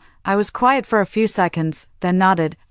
It was true. It wasn't a deliberate forgetting. It was that they were no longer at the center of my life. Ms. Liang asked, "Do you want to see them?" I shook my head. No. Outside the window, the sunset slowly sank. The streets of Nanjiang looked just as they always had. The light outside the small shop flickered on. A student cycled past on the roadside. In the distance, someone shouted, "Hurry up, we're going to be late." Everything felt just like the old days, yet it was completely different. After dinner, Mr. Liang and I stepped out of the restaurant. A black sedan was parked by the curb. I recognized it instantly. It was my father's car. Two people were standing by the car, my dad and my mom. When they saw me, they each took a distinct step forward. I stopped. We were separated by a distance that was neither too far nor too close. My father's temples had gone much grayer. My mother had grown thinner. She was holding a thermal lunchbox in her hand. Upon seeing me, she instinctively started to lift it, but she stopped halfway and lowered it again. I guess he finally remembered. The braised beef with tomatoes came too late. "I don't need it anymore." We just stood there like that. Neither of us spoke first. In the end, it was my dad who broke the silence, Suining. His voice was much hoarser than I remembered. "You're doing all right these days?" I said. "I'm doing fine." He nodded. "That's good. That's all that matters." My mother's tears welled up instantly. Her lips parted as if she had so much to say, but in the end, she only managed one sentence. "I'm sorry for the way I was before." I looked at her. I had waited years to hear those words. I waited as a child. I waited in middle school. I waited the night before my college entrance exams. But now that I've actually heard it, I realize I'm not as emotional as I thought I'd be. No breakdown, no sobbing, no rushing over to ask her why she waited until now to say it. I just nodded. "I understand." My mother's tears fell even harder. "Could you?" She wanted to ask if I could forgive her, but the words caught in her throat. Perhaps she finally understood that some questions are too difficult to even ask. I said, "I need to go back to school." My father nodded. "All right." He didn't stop me, neither did my mother. As I turned to leave, she suddenly called out, "Suining." I stopped. Her voice trembled. "Will you ever come back?" I looked at the distant gates of No. 1 high school. "Yes." Her eyes lit up for a moment. I continued, "Back to our alma mater." The light in her eyes slowly faded. I didn't add salt to the wound, nor did I offer any further explanation. I walked on with Teacher Liang. As we reached the school gate, I heard a faint sob from behind me, but this time, I didn't look back. Teacher Liang asked softly, "You really don't want to look back at all?" I thought for a moment. "No." "Why?" I looked at the lights coming on inside the school gate. "Because I've already gone too far. They can't catch up now." Teacher Liang smiled. "Then keep going." I nodded. "Yeah, keep walking, move forward, no looking back." Many years later, I became the head of an educational charity project. We provided funding for many students in difficult circumstances. The project's first principle was, never make choices for the children, only help them preserve their right to choose. On the day of the launch ceremony, a reporter asked me, "Ms. Lin, why do you place such importance on the right to choose?" Standing before the camera, I remembered the college entrance exam admission ticket torn to pieces the night before the test. I remembered the stormy night. I remembered the sticky note Teacher Liang pasted on my pencil case. I remembered the sunlight at the gate of Kyoto University. In the end, I smiled. Because I almost lost it once, that's why I know how precious it is for a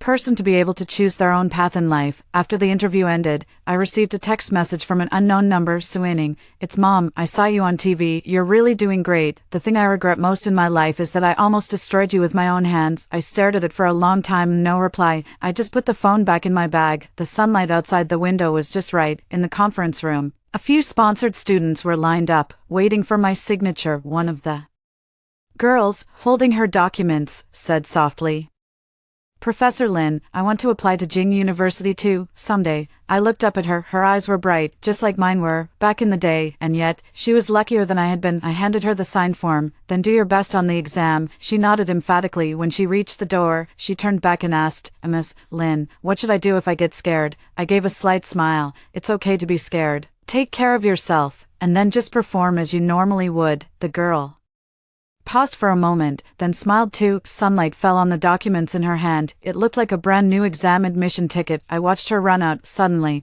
I felt all the pain finally settle at that moment. It hadn't disappeared, but it no longer held me captive. I had become someone the Lin family could no longer reach. I had also become a beam of light that many children could see just by reaching out. This time, I wasn't chosen by anyone, I chose myself.